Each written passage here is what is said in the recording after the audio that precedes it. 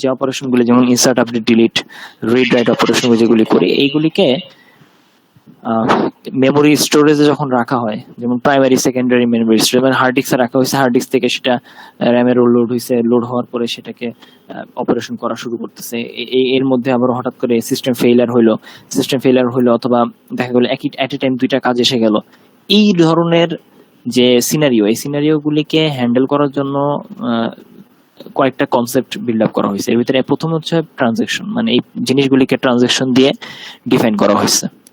Transaction জিনিসটা হচ্ছে অনেকটা এরকম যে অনেকগুলি ইউনিট অফ ওয়ার্ক একটা সিঙ্গেল লজিক্যাল ইউনিটে কনভার্ট করে যখন ইমপ্লিমেন্ট করা হয় বা এক্সিকিউট করা হয়, যেমন কোনো কিছু যোগ বিয়োগ গুণ ভাগে 4টা কাজকে কম্বাইন করে একটা সিঙ্গেল ইউনিট অফ ওয়ার্ক বানানো হয়েছে, এটাকে বলা হয় ট্রানজাকশন। তো ট্রানজাকশন এমন একটা জিনিস যে এইটা এনশিওর করে একটা ডাটাবেজের ভিতরে প্রপারলি এক্সিকিউট হচ্ছে কি হচ্ছে না একটা ভ্যালু, বা কোনো ইনসার্ট প্রপারলি এক্সিকিউট হচ্ছে না, আপডেট এক্সিকিউট হইতেছে বা ডিলিট এক্সিকিউট হইতেছে কিনা, এই জিনিসটা মানে প্রপারলি একটা এন্টায়ার সিনারিও যেন এক্সিকিউট হয়, অথবা যদি এক্সিকিউট না হয় কোনো কারণে যদি সিস্টেম ফেলিয়ার ঘটে, তাহলে যেন সেটা আবার নতুন করে স্টার্ট হয় অথবা সেটা একদমই বাদ হয়ে যায়, এটা যেন মানে অর্ধেক কাজ করলো না এরকম যেন সিচুয়েশনে না থাকে, এই ধরনের ইস্যুকে বলা হইতেছে ট্রানজাকশন, মানে পুরো সিঙ্গেল অফ ইউনিট ওয়ার্ককে ট্রানজাকশন বলা হয়। আর ট্রানজাকশনের দুইটা মেজর রিজন হচ্ছে ট্রানজাকশনটা আসলে যেন ইনকারেক্ট রেজাল্ট না আসে একটা ডাটাবেজের অপারেশনের সময় পরে, এটা নির্ধারণ করে। একটা ডাটাবেজের ভিতরে যদি যোগ বিয়োগ গুণ ভাগ বা বিভিন্ন ধরনের আপডেট ইনসার্ট অপারেশন ঘটে, সেখানে যদি হঠাৎ করে ইনকারেক্ট রেজাল্ট আসে, অথবা একটা রেজাল্ট যেটা ডিউরেবিলিটি নেই, মানে সব জায়গায় একই ভ্যালু আসার কথা কিন্তু সব জায়গায় একই ভ্যালু আসেনি, কিছু ফ্ল্যাকচুয়েট করছে ভ্যালু, এই ধরনের কনসেপ্ট যেন না আসে, এটার জন্য ট্রানজাকশনকে খুব সুন্দরভাবে করা হয়েছে, সাজায় তোলা হয়েছে।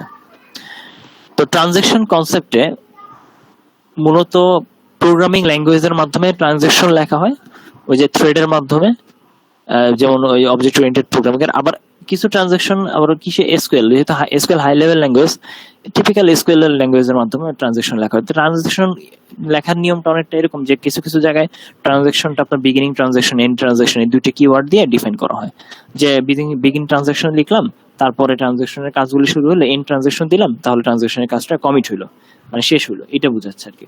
এর মধ্যে বিগিন আর এন্ডের মধ্যে যতটুকু কাজ হইতেছে পুরোটাই হচ্ছে মূলত একটা ইউনিট, সিঙ্গেল ট্রানজাকশন, বা এগুলোকে শর্টকাট ভাষায় টি দিয়ে এখানে বলা হয়।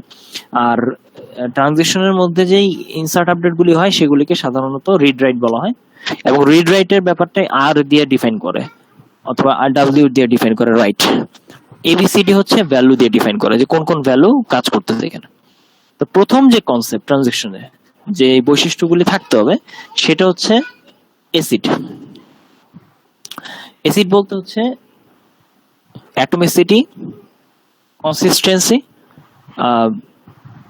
আইসোলেশন এবং ডিউরেবিলিটি। আমরা এখানে অনেক মানে এখানে কোনো এক্সাম্পল ভালো নাই, এই জন্য আমি আপনাদেরকে নেট থেকে এক্সাম্পলটা দেখায় পড়াইতেছি। ACID properties. এসিড প্রপার্টিস একটা ট্রানজাকশন যেহেতু সিঙ্গেল লজিক্যাল ইউনিট, তো একটা লজিক্যাল ইউনিটের মধ্যে কিন্তু অনেকগুলি ছোট ছোট কাজ আছে, যেমন কখনো সে রিড করতেছে, কখনো সে রাইট করতেছে, কখনো আপডেট করতেছে, কখনো কমিট করতেছে, কখনো অ্যাবর্ট করতেছে, এই টোটাল কাজগুলো মিলে একটা ইউনিট হয়েছে। তো এই জিনিসগুলিকে তারা কম্বাইন করে যখন প্রসেস করতেছে তখন তাদের কয়েকটা জিনিস মাথায় রাখতে হয়। প্রথমত হচ্ছে যে পুরো ইউনিটটা মানে পুরো ট্রানজাকশনাল ইউনিটটা যেন অবশ্যই অ্যাটমিক হয়। অ্যাটমিক মিন্স হচ্ছে এটাকে যেন ইনডিভিজিবল ইউনিট এটা কনভার্ট করা যায়, ডিভিজিবল যেন না হয়। অর্থাৎ হয় ট্রানজাকশন পুরোটাই হবে, না হলে কোনোটাই হবে না। হইলে ফুল সেটটাই ট্রানজাকশন হবে, কমিট হয়ে ফাইনালাইজ হয়ে যাবে, আর না হলে একটু অংশ ট্রানজাকশন হবেই না। যদি অর্ধেক ট্রানজাকশন হয় আর যদি হঠাৎ করে কারেন্ট চলে গেছে, সিস্টেম ফেলিয়ার, নেট নাই, হয় পুরোটা ব্যাক করবে আর না হলে পুরোটা অফ করে দিবে, দুটোর একটা। সিতে কনসিস্টেন্সি মানে হচ্ছে ট্রানজাকশন শুরু হওয়ার আগে যে ভ্যালু, টোটাল ভ্যালু যে পাওয়া গেছে, ট্রানজাকশন শেষ হওয়ার পরে ক্যালকুলেট করার পর ওই ভ্যালুই শেষ পর্যন্তই ফান্ডামেন্টাল ইকুয়ালি আপনি পাবেন। ট্রানজাকশন শুরু হওয়ার আগে একরকম ভ্যালু, শুরু হওয়ার পর শেষ হয়েছে আরেক রকম ভ্যালু এসে গেছে ট্রানজাকশনের কারণে, এরকম হবে না। সব ক্ষেত্রেই ট্রানজাকশনের কনসিস্টেন্সি থাকবে।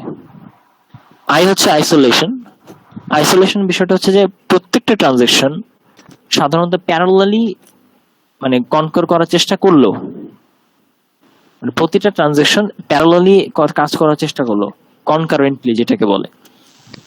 কিন্তু ডাটাবেস বা অপারেটিং সিস্টেম ট্রানজাকশন গুলিকে হোল্ড করে এবং হোল্ড করে দেখা মানে সিরিয়ালি ট্রানজেক্ট করে। মাল্টিপল ট্রানজাকশন আছে, কিন্তু সমস্যা হচ্ছে যে মাল্টিপল ট্রানজাকশন একটা এট এ টাইম সে এক্সিকিউট করে না, সে করে কি সিরিয়ালি এক্সিকিউট করে। সিরিয়ালি এক্সিকিউট মানে হচ্ছে প্রতিবার একটা ট্রানজাকশনের একটা পার্টকে সে আইসোলেট করে আলাদা করে কমপ্লিট করে তারপর আরেকটা ট্রানজাকশন কমপ্লিট করার চেষ্টা করে। এই জন্য এটাকে আইসোলেশন বলা হয়। দুইটাই একসাথে প্যারালালি নেয় না সে বা এক্সিকিউট করবে না।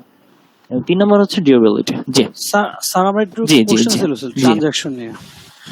স্যার ট্রানজাকশন করলে যদি আমি একটা সার্ভারে একটা ডাটাবেসকে যদি একাধিক পিসি থেকে একই সময় ট্রানজাকশন করি, ট্রানজাকশন ইউজ করি, ইনসার্ট আপডেট ডিলিট যে কোনো কাজ করে, জি সেই ক্ষেত্রে কি কোনো ডেডলকে পড়ে কোনোটা ফেল হয়ে যাবে কোনো ট্রানজাকশন, এরকম কোনো সম্ভাবনা আছে কি স্যার? অবশ্যই ডেডলক তো পড়বেই, মানে ট্রানজাকশনের একটা প্রবলেম তো থাকবেই। কনকারেন্ট ট্রানজাকশন যখন হয়, মানে এট এ টাইম অনেকগুলি ট্রানজাকশন যখন একসাথে জমা হয়ে একসাথে কাজ করতে যায়, তো তখন তো অপারেটিং সিস্টেম সেগুলিতে শিডিউলারে ফালাই দেয়। শিডিউলারে ফালাই দিলে যেটা হয় যে, মানে এটা তো এখন আপডেট হয়েছে বলে অপারেটিং সিস্টেম কিন্তু ক্যালকুলেট করে বিভিন্ন শিডিউলারে ফালায় কিন্তু এখন হ্যান্ডেল করে। কিন্তু আগে এটা কি হতো, আগে তো খুব সিম্পলি ট্রানজাকশন একাধিক আসতো, কনকারেন্ট একসাথে অ্যাক্সেস করার চেষ্টা করতো, রিসোর্স পাইতো না, লকে পড়ে যেত। তখন দেখা যেত একজন রিসোর্স ধরে রাখছে, অনেকক্ষণ ধরে কাজ করতেছে ট্রানজাকশনে, আরেকটা পাচ্ছে না। জি তো এই ধরনের প্রবলেম ঘটবে। স্যার, তার মানে আপনি বলছেন যে এখন কি এই প্রবলেমটা নাই নাকি স্যার এখনো আছে? এখন মানে খুব রেয়ার কেসে আমি আছে তো অবশ্যই, কিন্তু সমস্যা হচ্ছে যে এখন মনে হয় না যে এরকম সিনারিও বেশি একটা ঘটে, কারণ এখন তো ধরেন স্যার থ্রেড হয়ে অনেক হয়ে গেছে, অ্যাডভান্স লেভেলের টেকনোলজি আসছে। স্যার এটা ঠিক আছে স্যার, আমি স্যার ট্রানজাকশন ইউজ করতে আমি স্যার অনেকবার পড়ছি, কিন্তু এই জন্য আমি ট্রানজাকশন ইউজ করা স্যার বন্ধ করে দিছি। আচ্ছা কারণ একটা সার্ভারে থাকলে তো একসাথে অনেক ইউজার যেন একটা অনলাইন এক্সাম দিচ্ছে, হ্যাঁ এই সাথে কিন্তু স্যার একসাথে অনেক হিট হবে। হ্যাঁ সেক্ষেত্রে ট্রানজাকশন ইউজ করতে গেলে স্যার অনেক ডাটা ফেল হয়ে গেছি আমি, হ্যাঁ হ্যাঁ ডাটা ঢুকে নাই, পরবর্তীতে কিছু করার নাই, ট্রানজাকশন বাদ দিয়ে কাজ করা লাগছে। হ্যাঁ বুঝতে পারছি। এটা এটা মানে এটা হচ্ছে এটা দূর আপনার করার যেহেতু কোনো উপায় আছে? ট্রানজাকশন ইউজ করবো বাট শিডিউল অনুযায়ী ডাটা বেজে যাবে। রাকিব, আমি একটু বলি, আমি যেটা ফেস করছি, তোমার ফেল হওয়া কিন্তু ভালো, কিন্তু ভুল ডাটা পড়াটা কিন্তু ঠিক না। রাইট। সেটা আমিও মানি, ট্রানজাকশন ইউজ করার উদ্দেশ্য তো এটাই, যাতে কোনো ডাটা ফেল না হয়, তাই না? মানে ফেল ভুল ডাটা যাতে না পড়ে বেসিক্যালি ডাটাবেসে। কিন্তু যখন তুমি অনলাইন এক্সাম দিচ্ছ, অনলাইন আমি সেটাই বললাম যে আমি প্রপার ওয়েতে কিন্তু যাইতে পারি না, এই জন্য আমি স্যারকে কোশ্চেন করলাম। কারণ আমি তো ট্রানজাকশন ইউজ করছি এই আমার ভালো কিছু হওয়ার জন্য, মানে যাতে ডাটা গুলো মিসিং না হয়। বাট কিন্তু ট্রানজাকশন হওয়ার পর আমার ইরর খাচ্ছে বা সে এক্সাম দিতে পারেনি, অনলাইন এক্সাম দিতে পারলাম, তার তো টাইম শেষ, টাইমের পর তো সে এক্সামও দিতে পারবে না। না সেই ক্ষেত্রে সলিউশনটা কি? সলিউশন তো হয়তোবা আমি আপনাদেরকে এখন তার বুঝাতে পারবো না, কিন্তু একটা জিনিস হচ্ছে যে ট্রানজাকশনটা কিন্তু আসলে একটা মডেল হিসেবে দাঁড়া করানো হয়েছে, যে এটা করাই হয় হচ্ছে যেন ভুল ডাটা এখানে না আসে, বা ডাটা যেন আসলে সে হ্যান্ডেল করতে পারে, তারা এইভাবে মডেলগুলি তৈরি করে ফেলছে। এখন মনে করেন আপনি যেভাবে ইউজ করতেছেন, আপনি একটা সিনারিওতে পড়ে গেছেন, আপনি এক্সপিরিয়েন্সের সম্মুখীন হয়েছেন। মূলত ট্রানজাকশনের বিষয়গুলি সাধারণত কোডিং দিয়ে, থ্রেড দিয়ে, অথবা দেখা যায় যে অপারেটিং সিস্টেমের শিডিউলার দিয়ে হ্যান্ডেল করা হয়। বেস্ট সলিউশন কোনটা হইতে পারে সেটা হয়তো অনেকবার ইমপ্লিমেন্ট করে চেক করে দেখতে হয়, বিভিন্ন ডেডলকে ফালায় চেক করে টেস্ট করে দেখতে হয় আর কি, অনেকটা এরকম।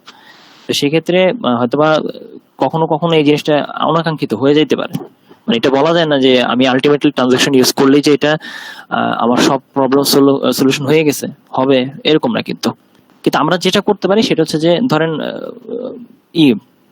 কি বলে এটাকে, ট্রানজাকশন হতে পারে যে ডেডলকের যে 4টা আছে, সলিউশন আছে, রাউন্ড রবিন বা শিডিউলার সিরিয়ালাইজ করে হ্যান্ডেল করতেছে, এগুলি সব আসতেছে, ঠিক আছে, এগুলি দিয়ে আপনি কাজ করে হয়তো বা টেস্ট করে দেখতে পারেন যে কোনটাতে হয়তো বা ডেডলক কেটে যেতে পারে।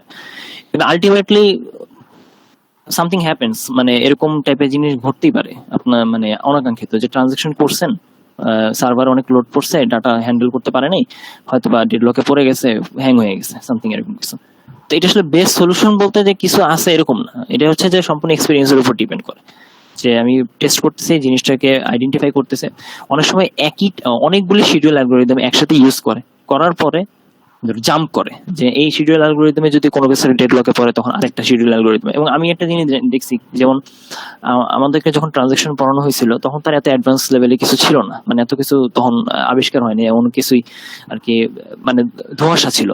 তো মজার ব্যাপার হচ্ছে কি, যে আমাদের যে স্যার ছিলেন উনি আর কি আপনার পেপার তৈরি করতেছিল। তো উনি শিডিউল অ্যালগরিদমের 4টা শিডিউল অ্যালগরিদম ছিল, ওইটার সাথে আরো অনেক কিছু মিক্স করে নিজের মতো করে উনি দেখাইতেছিল আমাদেরকে, যে দেখেন শিডিউল অ্যালগরিদম থাকে সমস্যা নেই, কিন্তু তারপরেও কোনো না কোনো ক্ষেত্রে ডেড লকে পড়ে রিসোর্সের অভাবে বা রিসোর্স হ্যান্ডেল করতে পারে না বলে।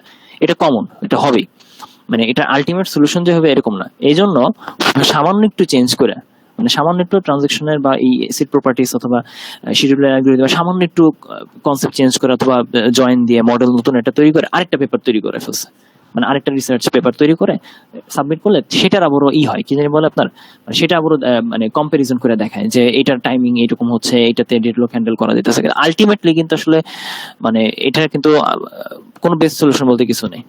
এক একটা সিনারিওর জন্য এক এক রকমের সলিউশন মানুষ ইউজ করার চেষ্টা করতেছে যাতে ডেডলক থেকে ন্যূনতম বাঁচা যায়। ওই যে অনেকটা ওই যে আপনারা ডিডোস অ্যাটাকে পড়েন সার্ভার, এটা কোনো সলিউশন আছে? ডিডোস অ্যাটাকের কোনো সলিউশন নেই। আগে ভাগে প্রেডিক্ট করার জন্য অনেক ট্রাই করছে সার্ভার, অনেক অ্যালগরিদম ইউজ করে, কিন্তু কি লাভ? এটা আলটিমেট কোনো সলিউশন নেই। অনেকটা এই টাইপের জিনিসটা, এটা জাস্ট একটা কনসেপ্ট। আর যেহেতু এটা আমরা প্রোগ্রামিং লেভেলে যাইতেছি না, এই জন্য আসলে জাস্ট থিওরিটিক্যালি পড়তেছি এই। স্যার আমার এই স্যার উইন্ডোজ সার্ভিস গুলা যেগুলো আমরা যেমন আইওএস এ কনফিগার করে দিই, আইওএস এ কিন্তু স্যার আমরা যদি রিকোয়েস্ট পাঠাই আইওএস নিজে ম্যানেজ করে নেয়, একটা পর একটা ওই সিরিয়াল নিয়ে নেয়, আমি একসাথে যতগুলো রিকোয়েস্ট পাঠাই না কেন। কিন্তু সার্ভার এই ধরনের কোনো করতে পারে কিনা, ডাটাবেজ অ্যাকচুয়ালি স্যার তারা সেটা নিজে করতে পারে কিনা বা কোনো মেথড আছে কিনা, এই জন্যই আমার এক কোশ্চেনটা করা স্যার। যে কারণ এই ট্রানজাকশন যেমন ট্রানজাকশন স্যার হিট করলে ডাটাবেস একসাথে করলে ট্রানজাকশন ইউজ করে স্যার বাদ দিয়ে দেয় একদম, মানে সেটাকে অ্যাভয়েড করে দেয়, করে দেয়। কিন্তু আইওএস স্যার আইওএস যেগুলো সার্ভিস গুলো আছে সার্ভিস এরা কিন্তু ওই নিজে হ্যান্ডেল করে, ওইটাও পেন্ডিং রাখে, ঘুরে লোড নেয়, বাট কিন্তু রিকোয়েস্ট সে অ্যাকসেপ্ট করে নেয় বা ডাটা গুলো নিচ্ছে। কিন্তু ডাটাবেস গুলাতে মানে কিভাবে হ্যান্ডেল করতে হবে কোনো মেথড আছে কিনা? আমি এরকম মেথড ডাটাবেজে আমি জানি না, আমার জানা মতে আমি মানে বলতে পারতেছি না। কারণ আমি যতদূর জানি যে ডাটাবেজে যে অ্যাবর্ট এন্ড কমিট, মানে একটু পরে একটা আসবে, আপনার দেখবেন ডায়াগ্রাম আসবে, ওখানে আমি যতটুকু দেখছি যে ডাটাবেজে যদি কোনো অ্যাক্টিভ যদি কোনো ট্রানজাকশন যায়, সেটা যদি কোনো কারণে হয় কি বলে এটাকে পার্শিয়ালি কমিটেড হয়, মানে হইছে কিছুটা অংশ হইছে কিন্তু কোনো কারণে ডেডলকে পড়ে গেছে বা পুরোটা যাইতে পারে না, তারা অ্যাবর্ট করে দেয়। অ্যাবর্ট করে আর কোনো স্টেটে যায় না, স্টেটে না গিয়ে সেটাকে অফ করে দেয় সাথে সাথে। মানে এটার বাইরে আমি কোনো পাইনি, মানে আপনি যেটা বলছেন যে হ্যান্ডেল করার মতো কিছু আছে এটা পাইনি। কিন্তু ডেডলকে পড়লে হ্যান্ডেল করার মতো মানে কনকারেন্সির যে বিষয়গুলি ওইটা ডাটাবেজ করে, এটা ঠিক, এটা করে ডাটাবেজে এরকম সিস্টেম আছে।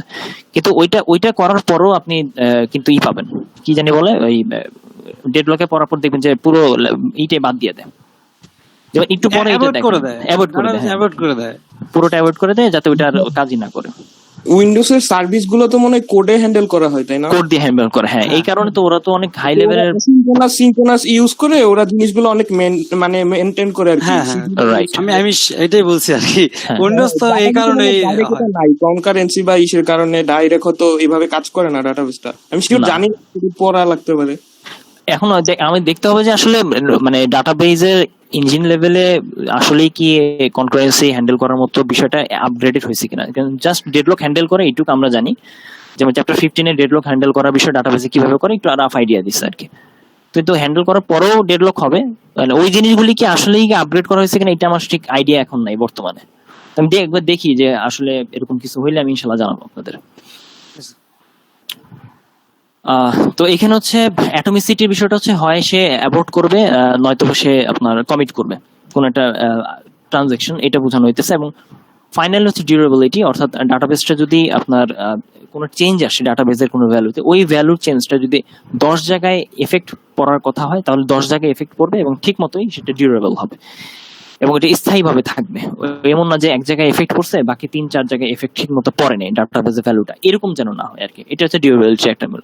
দেখেন একটা এক্সাম্পল দিই, যেমন দুটো ট্রানজাকশন এখানে বলছে, দুটো ট্রানজাকশনের প্রথম ট্রানজাকশন হচ্ছে 500 টাকা, এক্স এর ভ্যালু 500 একটা ভ্যালু আছে ধরুন টাকা, আর ওয়াই এর ভ্যালু স্ক্রিন দেখা যাচ্ছে না স্যার, স্ক্রিন দেখা যায় না স্যার। দাঁড়া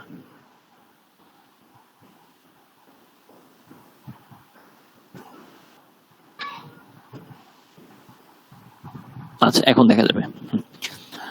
এবার আমরা দেখি যে ডাটা এসিড প্রপার্টিজটা একটা এক্সাম্পল দিয়ে দেখি। যেমন ধরেন ট্রানজাকশন T1 পুরোটা কমিট হবে, তারপর ট্রানজাকশন T2 পুরোটা কমিট হবে, এরকম দুইটা ট্রানজাকশন। তো একজনের ব্যালেন্স এক্স 500 টাকা, আর আরেকজনের ব্যালেন্স, অন্য ব্যক্তি ওয়াই, তার ব্যালেন্স হচ্ছে 200 টাকা। এখন এক্স থেকে ওয়াইতে অ্যাকাউন্ট ট্রানজাকশন হবে 100 টাকা। তো সেক্ষেত্রে প্রথমে রিড করবে এক্স এর ভ্যালু, হ্যাঁ 500 টাকা আছে, 100 টাকা বিয়োগ যাবে, 400 টাকা হয়ে গেছে। তারপর রাইট করে দিবে, এক্স এর ভ্যালু 400 হয়ে গেল। T2 শুরু হবে, এরপরে ট্রানজাকশন 2টা রিড করবে 200 টাকা, এরপরে 200 টাকার সাথে 100 টাকা যোগ হবে, 300 টাকা হয়ে গেছে, রাইট করবে। উপরে দেখেন বিফোর ট্রানজাকশন 500 আর 200 700 টাকা ছিল, আফটার ট্রানজাকশন 400 আর 300 700 টাকায় আছে। তার মানে টোটাল ট্রানজাকশনের যে ইউনিটটা, শিডিউলটা শুরুতেও 700 ছিল, লাস্টে 700 আসছে। এটা হচ্ছে কনসিস্টেন্সি। কনসিস্টেন্সি এরকম হলে ওকে। অ্যাটমিসিটি মানে হচ্ছে যদি এই ট্রানজাকশন কোনোটা ফেল হয়, পরের ট্রানজাকশনটা হবে না, এই ট্রানজাকশন যতটুকু হয়েছে ততটুকু ব্যাক করে আগের ভ্যালুতে চলে যাবে। এটা হচ্ছে অ্যাটমিসিটি, অল অর নন, এটা বোঝায়। আইসোলেশন মানে ধরেন এই যে দুইটা ট্রানজাকশন আমরা দেখতেছি, T1 আর T প্রাইম। T1 এই এক্স এর ভ্যালু ধরেন 500 টাকা, ওয়াই এর ভ্যালু 500 টাকা। এখন নরমালি কি হওয়ার কথা, 500 টাকা আসবে, 500 টাকার সাথে 100 গুণ হবে, 50,000 টাকা হয়ে যাবে যদি টি আগে ক্যালকুলেট হয়। তাহলে 50,000 টাকা হচ্ছে আপনার রাইট করলো, এরপরে 50,000 টাকা রাইট করার পর রিড ওয়াই তে যাবে। তো রিড ওয়াই মানে হচ্ছে রিড ওয়াই এর ভ্যালু তো নিয়ে আসতে হবে এখান থেকে। রিড ওয়াই মানে হচ্ছে 500 টাকা। তাহলে 50,000 টাকা এক্স এর রাইট করছে, 500 টাকা হচ্ছে রিড করলো, তারপর 500 টাকা থেকে 50 টাকা বিয়োগ দিয়ে 450 টাকা হয়েছে, এই 450 টাকা রাইট করলো। তাহলে এক্স এর ভ্যালু আসলো 50,000 টাকা, ওয়াই এর ভ্যালু আসছে ভ্যালু আসছে হচ্ছে 450 টাকা। কিন্তু দেখেন টি প্রাইমটা দেখেন, টি প্রাইমে হওয়ার কথা কি, এক্স এর ভ্যালু অ্যাজ ইউজুয়াল 500 টাকাই, ওয়াই এর ভ্যালু 500 টাকা এখানে দেখাবে। এরপর এক্স আর ওয়াই দুইটা যোগ করবে, অর্থাৎ এক্স এর ভ্যালু তাহলে এখন কত হবে, এইটা এক্স এর ভ্যালু আগের থেকে জাজমেন্ট করবে যে কোন নাম্বার ভ্যালুতে ট্রানজাকশন হয়েছে, তারপর ওয়াই এর ভ্যালুটা কত হওয়ার কথা সেটা দেখবে, তারপর রাইট করবে জেড এর ভ্যালু। এখন আমি আপনাদেরকে যদি বলি যে যখন এক্স এর ভ্যালু রাইট হবে, ধরেন এই যে T1 রিড করলো এক্স এত টাকা, তারপর 50,000 টাকা বানাইলো, বানানোর পর 5,000 টাকা রাইট করলো, এই অবস্থায় রিড করার সময় তখন যদি রিড ওয়াই করে তখন কি হবে দেখেন। প্রথমত হচ্ছে 50,000 টাকা এক্স এ রাইট করা হয়ে গেছে, এরপরে সে জাম্প করে পরের ট্রানজাকশনে চলে গেল। পরের ট্রানজাকশনে সে করলো কি, এই ওয়াইটা রিড করছে, ওয়াইটা রিড করে দেখলো ওয়াই এর ভ্যালু কত 500, 500 টাকা রিড করে, তারপর ওই 500 টাকা সে কি করলো, নিচের লাইনে আসলো, নিচের লাইনে এসে 50,000 প্লাস 500 এভাবে রিড করলো, 50,000 প্লাস 500 এভাবে রিড করে 50,500 টাকা সে রাইট করলো। খেয়াল করেন পুরো সিস্টেমটা 50,500 টাকা লাস্টে রাইট করলো, করার পরে সে 50,500 টাকা লিখে দিয়ে সেভ করে দিল। কিন্তু মজার বিষয় হচ্ছে যে আমি জানি যে এই ট্রানজাকশনের রিড ওয়াই যাই হোক না কেন সেটা আসলে মূলত হওয়ার কথা 450 টাকা, 500 টাকা না। তাহলে বোঝা গেল যে এই যে সিকোয়েন্সিয়ালি আমি যখন ট্রানজাকশনটা রাইট করতেছি তখন কোনো একটা সময় যদি ইন্টারাপ্ট হয় যদি পরের ট্রানজাকশনে চলে যায়, ইন্টারাপ্ট হয়েছে পরের ট্রানজাকশনে চলে গেছে, আর আগের ট্রানজাকশনটা দেখতেছে 450 টাকা ছিল, পরের ট্রানজাকশনে 500 টাকাই আছে, মাঝখানে একটা গ্যাপ হচ্ছে 50 টাকার ইউনিটের গ্যাপ আছে। তাহলে দুইটা ট্রানজাকশনের মধ্যে কোনো একটা কারণে যখন ইন্টারলিভিং মানে জাম্প করে আরেকটা ট্রানজাকশনে চলে গেছে, কিন্তু নিচে ট্রানজাকশনের আরো 2-3টা লাইন এখন এক্সিকিউট হয়নি, এই যে ইস্যুটা ঘটলো, এই ইস্যুটা ঘটা মানে হচ্ছে এটা আসলে ভালো হয়নি, মানে ভালো একটা ট্রানজাকশন হয়নি।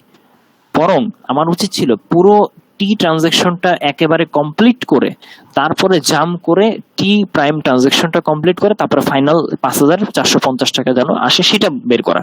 কিন্তু মাঝখান দিয়ে কি করলো, এই রিড ওয়াইতে গিয়ে জাম্প করে এখানে গিয়ে এই ভ্যালুটা এক্সিকিউট করে ফেলছে, কিন্তু 50 টাকার এই কাজটুকু সে করেনি। এইটাকে বলা হয় আইসোলেশন করতে। এই জায়গাটায় কে এই ভুলটা যখন আমি বাদ দেওয়ার চেষ্টা করবো তখন আমাকে যেটা করতে হবে যে টি কে একদম আইসোলেট করে ফেলতে হবে পুরোটা, আবার টি প্রাইমকে আইসোলেট করে ফেলতে হবে পুরোটা। টি কমপ্লিট হওয়ার পরে তারপরে টি প্রাইম কমপ্লিট হবে। এই কাজটাকে বলা হইতেছে আইসোলেশন। দুইটাকে আলাদা আলাদা ভাবে ইউনিটলি কনভার্ট করা। আর হচ্ছে ডিউরেবিলিটি, ওটা আগে আমরা বললাম। আচ্ছা, তো এই হচ্ছে ওএসিড প্রপার্টিজ। এখন একটা সিম্পল ট্রানজাকশন মডেল এখানে যদি আমরা দেখি, প্রতিটা ট্রানজাকশন মডেলের মধ্যে মূলত T1 T2 এগুলি দিয়ে ডিফাইন করা হয় transaction. Read X, write Y, এভাবে ডিফাইন করা হয় হচ্ছে কোনো কিছু রিড করা এবং রাইট করা। এবং সেখানে আরেক দুইটা ওয়ার্ড থাকে, কখনো অ্যাবর্ট লেখা থাকে, কখনো কমিট লেখা থাকে। অ্যাবর্ট মানে হচ্ছে ট্রানজাকশনটা অ্যাবর্ট হয়ে গেছে, ওই ট্রানজাকশনটা কমপ্লিট হবে না, রোল ব্যাক করে আগের ভ্যালুতে চলে যাবে। আর কমিট মানে হচ্ছে ওই ট্রানজাকশনটা সেভ হয়ে গেছে আলটিমেটলি। কিন্তু এখানে একটা বিষয় আছে, আমি বলি, রিয়েল লাইফে ডাটাবেজে যখন রাইট লেখা হয় তখন আসলে মূলত রাইট হয় না, মানে ডাটাবেসটা ফাইনালি ডাটাবেসে সেভ থাকে না, টেম্পোরারিলি ডাটাবেসে সেভ হয়। কিন্তু রিয়েল লাইফে যখন রাইটের পরে কমিট লেখাটা ওঠে তখন তারা ওই ডাটাবেসে পার্মানেন্টলি ডাটা সেভ করে। ইন দ্য মিন টাইম, বইয়ের মধ্যে যে ঘটনাটা বলছে সেটা হচ্ছে যখন এখানে আমরা রাইট লিখবো তখন কমিট না লিখলো আমাদেরকে ধরে নিতে হবে যে আলটিমেটলি ডাটাটা সেভ হয়ে গেছে। সো এটা নিয়ে কনফিউশনের কিছু নেই, জাস্ট রাইট মানে কমিট এখানে ধরাই দিছে, এই কথা। তো এখানে একটা ট্রানজাকশন দেওয়া হয়েছে, যদি বলা হয় যে একটা নিজেদের মতো ট্রানজাকশন ডিজাইন করতে, তাহলে এরকম একটা ট্রানজাকশন ডিজাইন করতে পারেন। একটা ট্রানজাকশন যেখানে এ ভ্যালু রিড করছে কোন একটা অ্যাকাউন্ট থেকে, যার টাকা হচ্ছে 50 টাকা। 50 টাকা অ্যাকাউন্ট এ থেকে অ্যাকাউন্ট বি তে ট্রান্সফার করবে, তাহলে এই ভ্যালুটা রিড করছে এ মাইনাস 50, 50 টাকা ট্রানজেক্ট করে এতে আবার আপডেট করে দিছে, রাইট করে দিছে, ফাইনালি কমিট হয়ে গেছে। দেন বি অ্যাকাউন্টটা রিড করলো, বি এর সাথে 50 যোগ করলো এবং বিটা কমিট করে দিল, মানে কমিট মানে রাইট করে দিল। তাহলে এই ফুল সেটটা হচ্ছে একটা ট্রানজাকশন। এই ট্রানজাকশনের ভিতরে এসিড প্রপার্টিজ অ্যাপ্লাই করা যায়, এখানে সেটাই বলছে। আচ্ছা, আমরা এসিড প্রপার্টিজ যেহেতু একবার দেখছি, আমরা এটার উপরে দেখবো না, আপনারা নিজেদের মতো একটা এক্সাম্পল দিলেই হয়ে যাবে। স্টোরেজ স্ট্রাকচার আমাদের লাগবে না, আমাদের লাগবে হচ্ছে ট্রানজাকশনের অ্যাটমিসিটি এন্ড ডিউরেবিলিটি, এই বিষয়গুলো। একটা ট্রানজাকশন আমরা কিন্তু প্রথমে দেখছি অ্যাটমিসিটি মানে অ্যাটমিক হইতে হয়। তো অ্যাটমিসিটির কয়েকটা আছে, টার্মস আছে।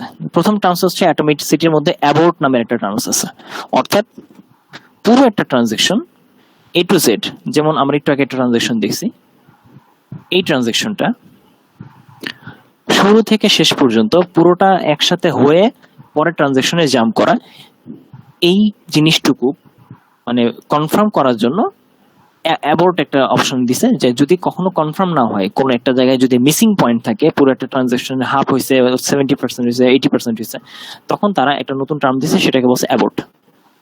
তাহলে অ্যাবর্ট যখন হবে তখন বলা হইতেছে যে ওই ট্রানজাকশন কোনো এফেক্ট ডাটাবেজের উপর ফেলবে না। কি করতে পারে ডাটাবেজের মধ্যে? হয়তো বা অ্যাবর্ট করা মানে হচ্ছে রোল ব্যাক করা, অথবা সেভ করে রাখা, আগের ভ্যালুটা সেভ করে রাখা, যে পরবর্তী জন্য এই ভ্যালুটা নিয়ে কাজ করতে পারে, দুইটার একটা। তাহলে একটা হচ্ছে রোল ব্যাক করবে, আরেকটা টার্মস আসলো রোল ব্যাক মানে হচ্ছে যখনই কোন একটা ট্রানজাকশন অ্যাবর্ট হয়ে যাবে তখন ওই ট্রানজাকশনটা আনডান হয়ে যাবে। আনডান মানে হচ্ছে ওই ট্রানজাকশনটা একদম নিচের থেকে উপরের দিকে রোল ব্যাক করে ফাইনাল যে ভ্যালুটা ইনিশিয়ালি ছিল সেই ভ্যালুটা তুমি নিয়ে আসো, এটা বোঝায়। আর আরেকটা হচ্ছে লগ মেনটেন করা, সেটা হচ্ছে যে অনেক সময় যে ট্রানজাকশনটা করলো যতটুকু ভ্যালু আসছে ততটুকু ভ্যালু পর্যন্ত কারেন্ট চলে গেছে, সিস্টেম ফেলিয়ার হয়েছে, বা কোনো ডাটাবেজে হিট করে জিনিসটা হয়ে গেছে, সার্ভার ডাউন হয়ে গেছে, কিছু একটা হয়েছে, তখন তারা লগের ভিতরে লাস্ট ভ্যালুটা রেখে দিতেছে, যে এই লগের মধ্যে তুমি ফাইনাল ভ্যালুটা পাইতেছো, এইখান থেকে আবার কাজ শুরু হবে। এটাকে ফ্ল্যাগ বলা হয় আর কি, ফ্ল্যাগ ভ্যালু, ফ্ল্যাগ ডিফাইন করে আর কি। এই ধরনের জিনিসগুলি আপনার অ্যাটমিসিটির জন্য লাগে। আবার ডিউরেবিলিটি, এটার জন্য একটা টার্মস আছে, সেটা হচ্ছে কমিটেড। যখন ডাটাবেজে কোনো একটা transaction, full transaction, set of transaction A to Z পুরো কমপ্লিট হয়ে রাইট হয়ে গেছে এবং কমিট, তখন তাকে বলা হয় কমিট করা, সেটা একদম ডিস্কের ভিতরে পার্মানেন্টলি সেভ হয়, এটাকে বলা হয়। কিন্তু মাঝে মধ্যে কমিট করা ডাটাগুলিও চেঞ্জ করা যায়, কিন্তু সেটা খুব ভালো একটা বুদ্ধি না।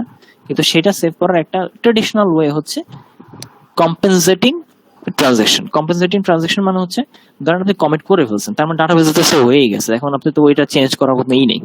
তাহলে আপনাকে যেটা করতে হবে ম্যানুয়ালি, যে ধরেন আপনি একটা অ্যাকাউন্টে $20 অ্যাড করে একদম $20 ফিক্সড করে ফেলছেন, কমিট করে ফেলছেন। এখন আপনি এখন কি করবেন, এটা সেটা আবার মনে হচ্ছে ভুল হয়ে গেছে, একটু ব্যাক করলে তো হয়, কিন্তু কমিট করলে তো রোল ব্যাক করা যায় না।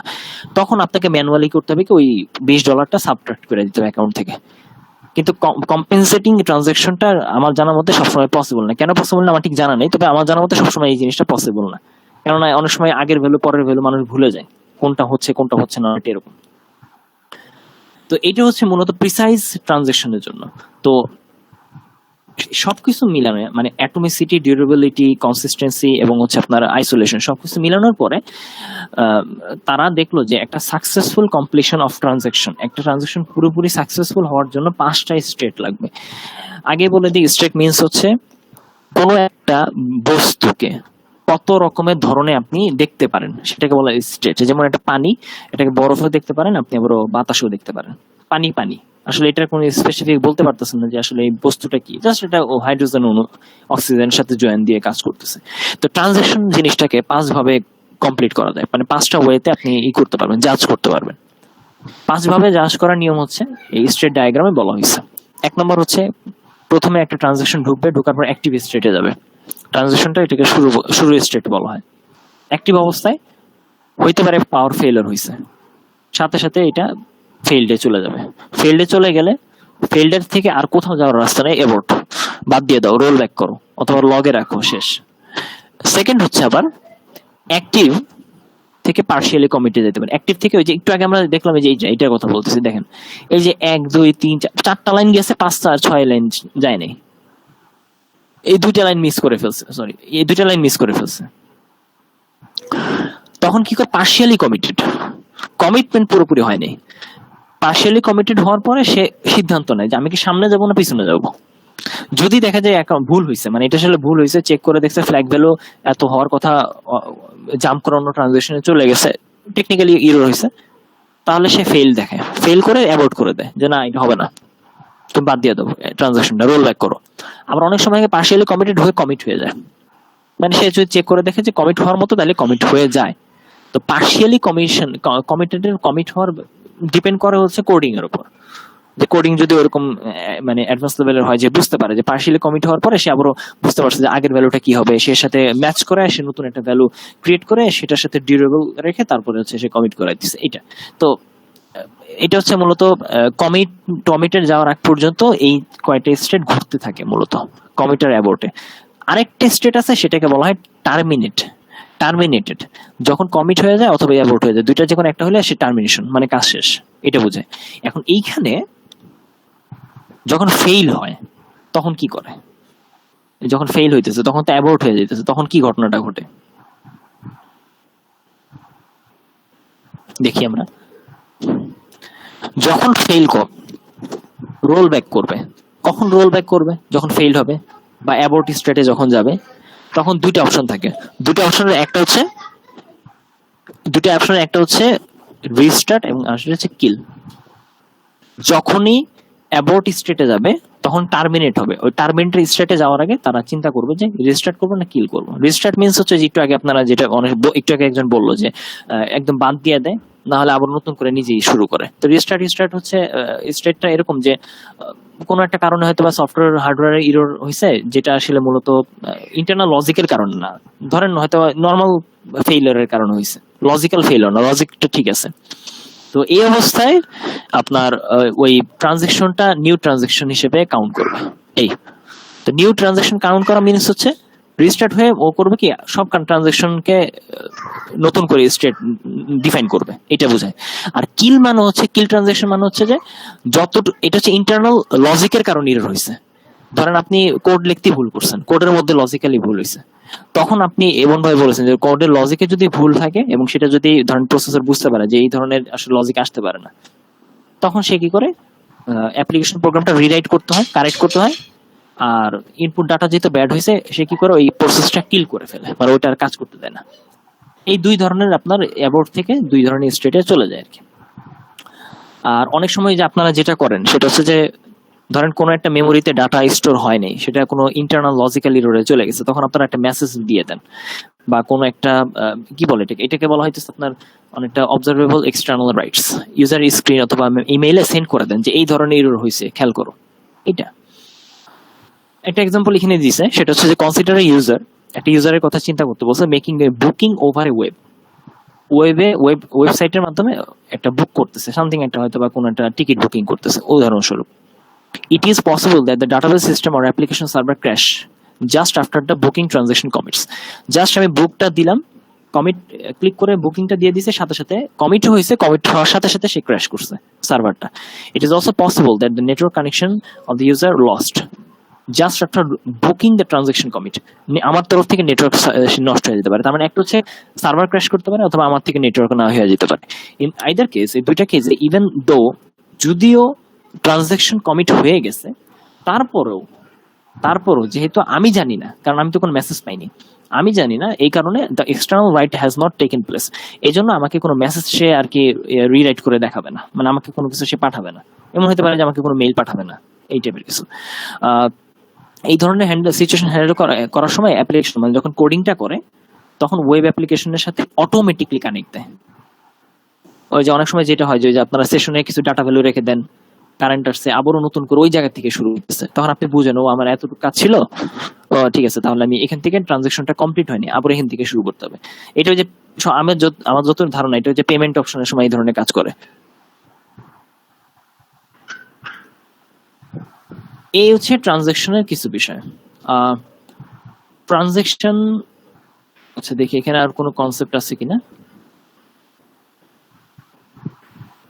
আচ্ছা, এবার আমরা দেখবো এখানে আরো কিছু ইস্যু আছে যেগুলো আমরা এখান থেকে দেখবো আর কি।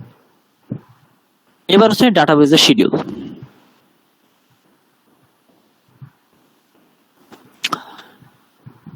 ট্রানজাকশন যখন আমরা ইনস্ট্রাকশন সেট হিসেবে মানে এক্সিকিউট করতেছি, তখন এই ট্রানজাকশন গুলোর একটা অভ্যাস হচ্ছে কনকারেন্টলি কাজ করা, মানে হঠাৎ করে একসাথে মাল্টিপল ট্রানজাকশন এসে যেতে পারে। তো অপারেটিং সিস্টেম হ্যান্ডেল করতেছে, কিন্তু ডাটাবেস কিভাবে হ্যান্ডেল করে সেটা হলো কথা। তো ট্রানজাকশন যখন পারফর্ম হইতেছে, আনওয়ান্টেডলি মাল্টিপল ট্রানজাকশন আপনার সামনে এসে পড়তেছে, ডাটাবেসের মধ্যে এসে গেছে মনে করেন, তখন একটা অপারেশন পারফর্ম করে, সেটাকে বলা হয় শিডিউল, এবং এই অপারেশনগুলি ডাটাবেস পারফর্ম করতেছে, তো শিডিউল বলা হয় এটাকে। তো এই শিডিউলের অ্যালগোরিদম ধরেন অপারেটিং সিস্টেম একরকম, ট্রানজাকশনের জন্য আবার ডাটাবেসে আরেক রকম। আমরা ডাটাবেসে একটু দেখি। এখানে শুধু খেয়াল রাখতে হবে যে শিডিউলটা ট্রানজাকশন হয় কিভাবে। যেমন ধরেন শিডিউলার জিনিসটা কি বোঝায়, ধরেন আমার কাছে দুইটা ট্রানজাকশন হইতেছে, দুইটা ট্রানজাকশন মানে হচ্ছে T1 আর এটা হচ্ছে T2, দুইটা ট্রানজাকশন। প্রথমে T1 হবে এটা বলে দিছে, T1 কমপ্লিট হওয়ার পর T2 হবে এটা বলছে, তারপরে ফাইনালি দুইটা শিডিউলে, এই যে T1 এটা একটা শিডিউল, খেয়াল করেন, T2 এটা আরেকটা শিডিউল। T1 একটা ট্রানজাকশন, আবার T2 আরেকটা ট্রানজাকশন, তাহলে দুইটা শিডিউলার এখানে তৈরি হয়ে গেছে। দুইটা শিডিউলে T1 কে আগে ট্রানজেক্ট করে ফেলতেছে, T1 করার পরে ট্রানজেক্ট করতেছে সিরিয়ালি। এটা হচ্ছে শিডিউলারের কাজ। শিডিউলারের কাজ হচ্ছে যত ট্রানজাকশন আসুক না কেন শিডিউল করে সে সিরিয়ালাইজ করে ফেলবে, এবং সবগুলি ট্রানজাকশন যেন কোনো ওভারল্যাপিং না হয়, রুটিন করে ফেলতেছে অনেকটা এরকম। তো ডাটাবেজে ট্রানজাকশন অনেক রকম আছে, সেটা হচ্ছে একটা হচ্ছে সিরিয়ালাইজ, নন সিরিয়ালাইজ, স্ট্রিক্ট, ক্যাসকেডলেস, তারপর হচ্ছে রিকভারেবল, আরো অনেক আছে, আমরা এই কয়টার মধ্যেই থাকবো আর কি। এবং প্রত্যেকটা বইয়ের মধ্যে দেওয়া আছে, বইয়ের ভিতরে একটু কমপ্লেক্স ওয়েতে দেওয়া আছে, আমি এই জন্য এখানে সহজ ওয়েতে দেখাই দিছি। প্রথমত হচ্ছে একটা শিডিউলার সিরিয়াল কখন হয়। সিরিয়াল শিডিউল মিন্স হচ্ছে যদি একটা ট্রানজাকশনে পুরো কাজটা করার সময় জাম্প করে একটা কাজে না দৌড়ায়। দুইটা ট্রানজাকশন পাশাপাশি হইতেছে, একটা ট্রানজাকশন শেষ হয় নাই কিন্তু আরেকটা ট্রানজাকশনের ভিতরে জাম্প করে চলে গেছে, এরকম যদি না হয়, সিরিয়ালি প্রত্যেকটা জিনিস এক্সিকিউট হয়েছে, ট্রানজাকশন 1 শেষ হয়েছে, তারপর ট্রানজাকশন 2 শেষ হয়েছে, তারপর ট্রানজাকশন 3 শেষ হয়েছে, সিরিয়ালি যখন এইভাবে হয় তখন সেটা বলে সিরিয়াল শিডিউল। এবং এই ধরনের শিডিউলার হচ্ছে পারফেক্ট, কিন্তু এই ধরনের শিডিউল সবসময় ভাগে আসে না।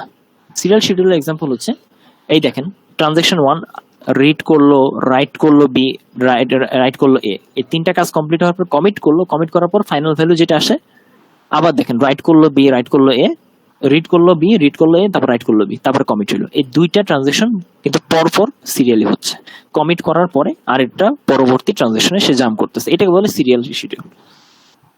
এটুকু হচ্ছে কনসেপ্ট। সেকেন্ডটা হচ্ছে আপনার স্ট্রিক্ট শিডিউল। কিছু শিডিউল আমাদের লাগবে না, ক্যাসকেড শিডিউল আমাদের এত কিছু লাগবে না, আমাদের এইখান থেকে দেখতে হবে যে আসলে সিরিয়ালাইজ জিনিসটা কিভাবে কাজ করে। আচ্ছা, একটা সিরিয়াল শিডিউল আমরা দেখছি অলরেডি, নন সিরিয়াল শিডিউল আমাদের লাগবে না, সিরিয়ালাইজেবল আমাদের লাগবে। সিরিয়ালাইজেবল এটা আমাদের লাগতেছে নন সিরিয়াল শিডিউলের মধ্যে। এখানে অনেকগুলি আলাদা আলাদা আপনার ইনফরমেশন আছে, যেমন ডাটাবেজের সিরিয়ালাইজেবিলিটি, যে সিরিয়ালাইজ করা যাবে কি যাবে না এই শিডিউলগুলোকে, সেইটা নিয়ে কনসেপ্ট বিল্ড আপ করা। একটু আগে আমরা এখানে দেখছিলাম যে শিডিউল মেনটেন করার জন্য সিরিয়াল করাটা খুব ম্যান্ডেটরি, কিন্তু আমার ভাগ্যে সবসময় সিরিয়ালি ট্রানজাকশন আসবে না, মাল্টিপল টাইম কনকারেন্ট ট্রানজাকশন আসবে। এখন এই মাল্টিপল টাইম কনকারেন্ট ট্রানজাকশন যে আসবে, এটাকে কি সিরিয়ালি করা যাবে কি যাবে না? যদি সিরিয়ালাইজ করা যায় তাহলে তো আমার জন্য সুবিধা, আর সেটা যদি না করা যায় তাহলে একদম বলে দিব, তাহলে অন্য একটা কিছু প্রসেসে হয়তো আমাকে এটা হ্যান্ডেল করতে হবে। এই বিষয়টাকে বলা হয় ডাটাবেস সিরিয়ালাইজেবিলিটি। এই বিষয়টা যেহেতু মাল্টিপল টাইম বা মাল্টিপল ট্রানজাকশন রান করতেছে, এখন ডাটাবেজে যদি কখনো সিরিয়ালাইজেবল শিডিউল থেকে যায় তাহলেই ওই ডাটাবেসটা কনসিস্টেন্ট। যদি ডাটাবেসে অলওয়েজ কনকারেন্ট ট্রানজাকশন আসতেই থাকে, মানে মাল্টিপল ট্রানজাকশন একসাথে গ্যাদারিং করতে থাকে, তখন সেটা ডেডলকে পড়বে এবং ইনকনসিস্টেন্সি স্টেটে চলে যাবে। এই জন্য সিরিয়ালাইজেবিলিটি একটা ইম্পর্টেন্ট বিষয় ডাটাবেজের জন্য। এখন ডাটাবেজে আমি যদি সিরিয়ালাইজ শিডিউল করতে চাই তাহলে কি কি জিনিস মাথায় রাখতে হবে? প্রথমত হচ্ছে যে ডাটাবেজে দুই ভাবে সিরিয়ালাইজ করা যায়, একটা হচ্ছে কনফ্লিক্ট আর একটা হচ্ছে ভিউ। কনফ্লিক্ট মানে হচ্ছে যেই সিরিয়াল মানে ডাটা দুইটা ট্রানজাকশন একসাথে আসছে তাদের মধ্যে কনফ্লিক্ট হচ্ছে, মানে একটা কাজ না করে একটা কাজ আপনি জাম্প করতে পারতেছেন না, কনফ্লিক্ট আছে, সেটা দিয়ে আপনি সিরিয়ালাইজ করতে হবে। আর এটা হচ্ছে ভিউ, দেখতে সিরিয়ালাইজ, চোখে দেখায় সিরিয়ালাইজ হইলে হয়ে যায়, অনেকটা এরকম। তো আমরা দেখি যে ডাটাবেজের কনফ্লিক্ট সিরিয়ালাইজেবিলিটি জিনিসটা কি। কনফ্লিক্ট সিরিয়ালাইজেবিলিটি এই জিনিসটা বোঝাচ্ছে যে যখন কোন একটা নন সিরিয়াল শিডিউল কনফ্লিক্ট হয় তখন তাকে কনফ্লিক্ট সিরিয়ালাইজেবিলিটি বলে। নন সিরিয়াল মানে হচ্ছে ধরেন ট্রানজাকশন দুইটা র্যান্ডম আসছে, একবার ট্রানজাকশন 1 হচ্ছে, একবার ট্রানজাকশন 2 হচ্ছে, র্যান্ডম কনফ্লিক্ট হইতেছে। এখন আপনি কি করতেছেন, যেই সকল ট্রানজাকশনে যে সকল অপারেশনগুলি কনফ্লিক্ট করে না সেগুলিকে আপনি সোয়াপ করতেছেন, সোয়াপ করে করে কাজ করতেছেন। এখন আমরা একটা এক্সাম্পল দিই এটা দিয়ে। ধরেন এই দেখেন, একটা ট্রানজাকশন আছে T1 আর একটা ট্রানজাকশন T2। খেয়াল করেন ট্রানজাকশন T1 টা রিড করলো A ভ্যালুটাকে, ট্রানজাকশন আবার রিড করলো B ভ্যালুটাকে, আবার জাম্প করে চলে গেল রিড করলো ট্রানজাকশন 2 এর A ভ্যালুটাকে, আবার B ভ্যালুটাকে, আবার রাইট করলো, আবার জাম্প করে কি করলো T1 এ রাইট করলো। এই যে জাম্প করতেছে, এটা তো আসলে এটা এখন কনফ্লিক্ট সিরিয়ালাইজেবিলিটির মধ্যে পড়ে। তাহলে এই শিডিউলটাকে আমাকে সিরিয়াল শিডিউলে ফালাইতে হবে, সিরিয়ালি করতে হবে। সিরিয়ালি করার জন্য কি করব? স্যার এগুলো কি ল্যাবে না দেখাবো? না, এগুলো ল্যাবে দেখাবো না, তো এগুলো জাস্ট ইসের কাজ, মানে থিওরি, জাস্ট এক্সাম্পল ডিজাইনের কাজ। তাহলে স্যার বুঝবো না স্যার, ভালো করেছে ল্যাবে দেখলে তো ভালো বুঝতে স্যার। ল্যাবে কিভাবে দেখাবো বলেন আপনি? মানে এটা ল্যাবে দেখানোর ওয়ে আমি কিভাবে মানে আপনাকে ক্লিয়ার করব? মানে আমি আপনাকে হাইয়েস্ট দেখাইতে পারবো হচ্ছে করে মডেল তৈরি করে দেখাইতে পারবো, কিন্তু ল্যাবে তো দেখানোর মতো এক্স্যাক্টলি কোনো ওয়ে নেই এখন। না হলে স্যার বিষয়টা আসলে ক্লিয়ার হওয়া যাচ্ছে না। হ্যাঁ, এটা আমি বুঝছি, এই থেকে যাচ্ছে। এটা ক্লিয়ার হবে না একটু পরে, মানে আমরা একবার রিভাইজ দেওয়ার পরে হয়তোবা সিরিয়ালাইজেবিলিটি কিভাবে কোনটা কিভাবে মেনটেন করবেন একটা দুইটা প্র্যাকটিস দিলে তখন হয়তোবা কিছুটা ক্লিয়ার হতে পারবো এটা।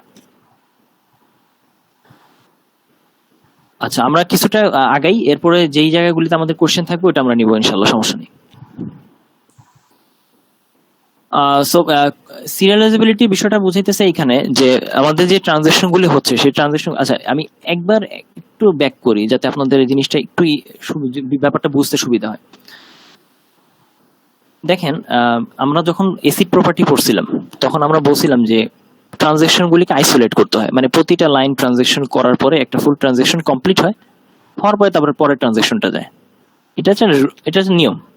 তাহলে পুরো ট্রানজাকশনটা কমপ্লিট করে একটা ট্রানজাকশনে জাম্প করা, এটা হচ্ছে সিরিয়ালি কাজটা হচ্ছে, এটা হচ্ছে ট্রানজাকশনের সিরিয়ালাইজেবিলিটি। আচ্ছা, এবার আমি বলছি যে সবসময় কিন্তু ট্রানজাকশন এভাবে আসে না, মাল্টিপল ট্রানজাকশন এসে গেছে কনকারেন্টলি একসাথে সবগুলো ট্রানজাকশন। মনে করেন যে আপনি যেটা করেন যে এটিএম বুথে অথবা রেজাল্ট দেখার সময় বা এমসিকিউ পরীক্ষা দেওয়ার সময় সবাই একসাথেই আপনার হিট করতেছে, তো মাল্টিপল জিনিস একই ডাটাবেসকে হিট করে একই ভ্যালুকে আপডেট করার চেষ্টা করতেছে।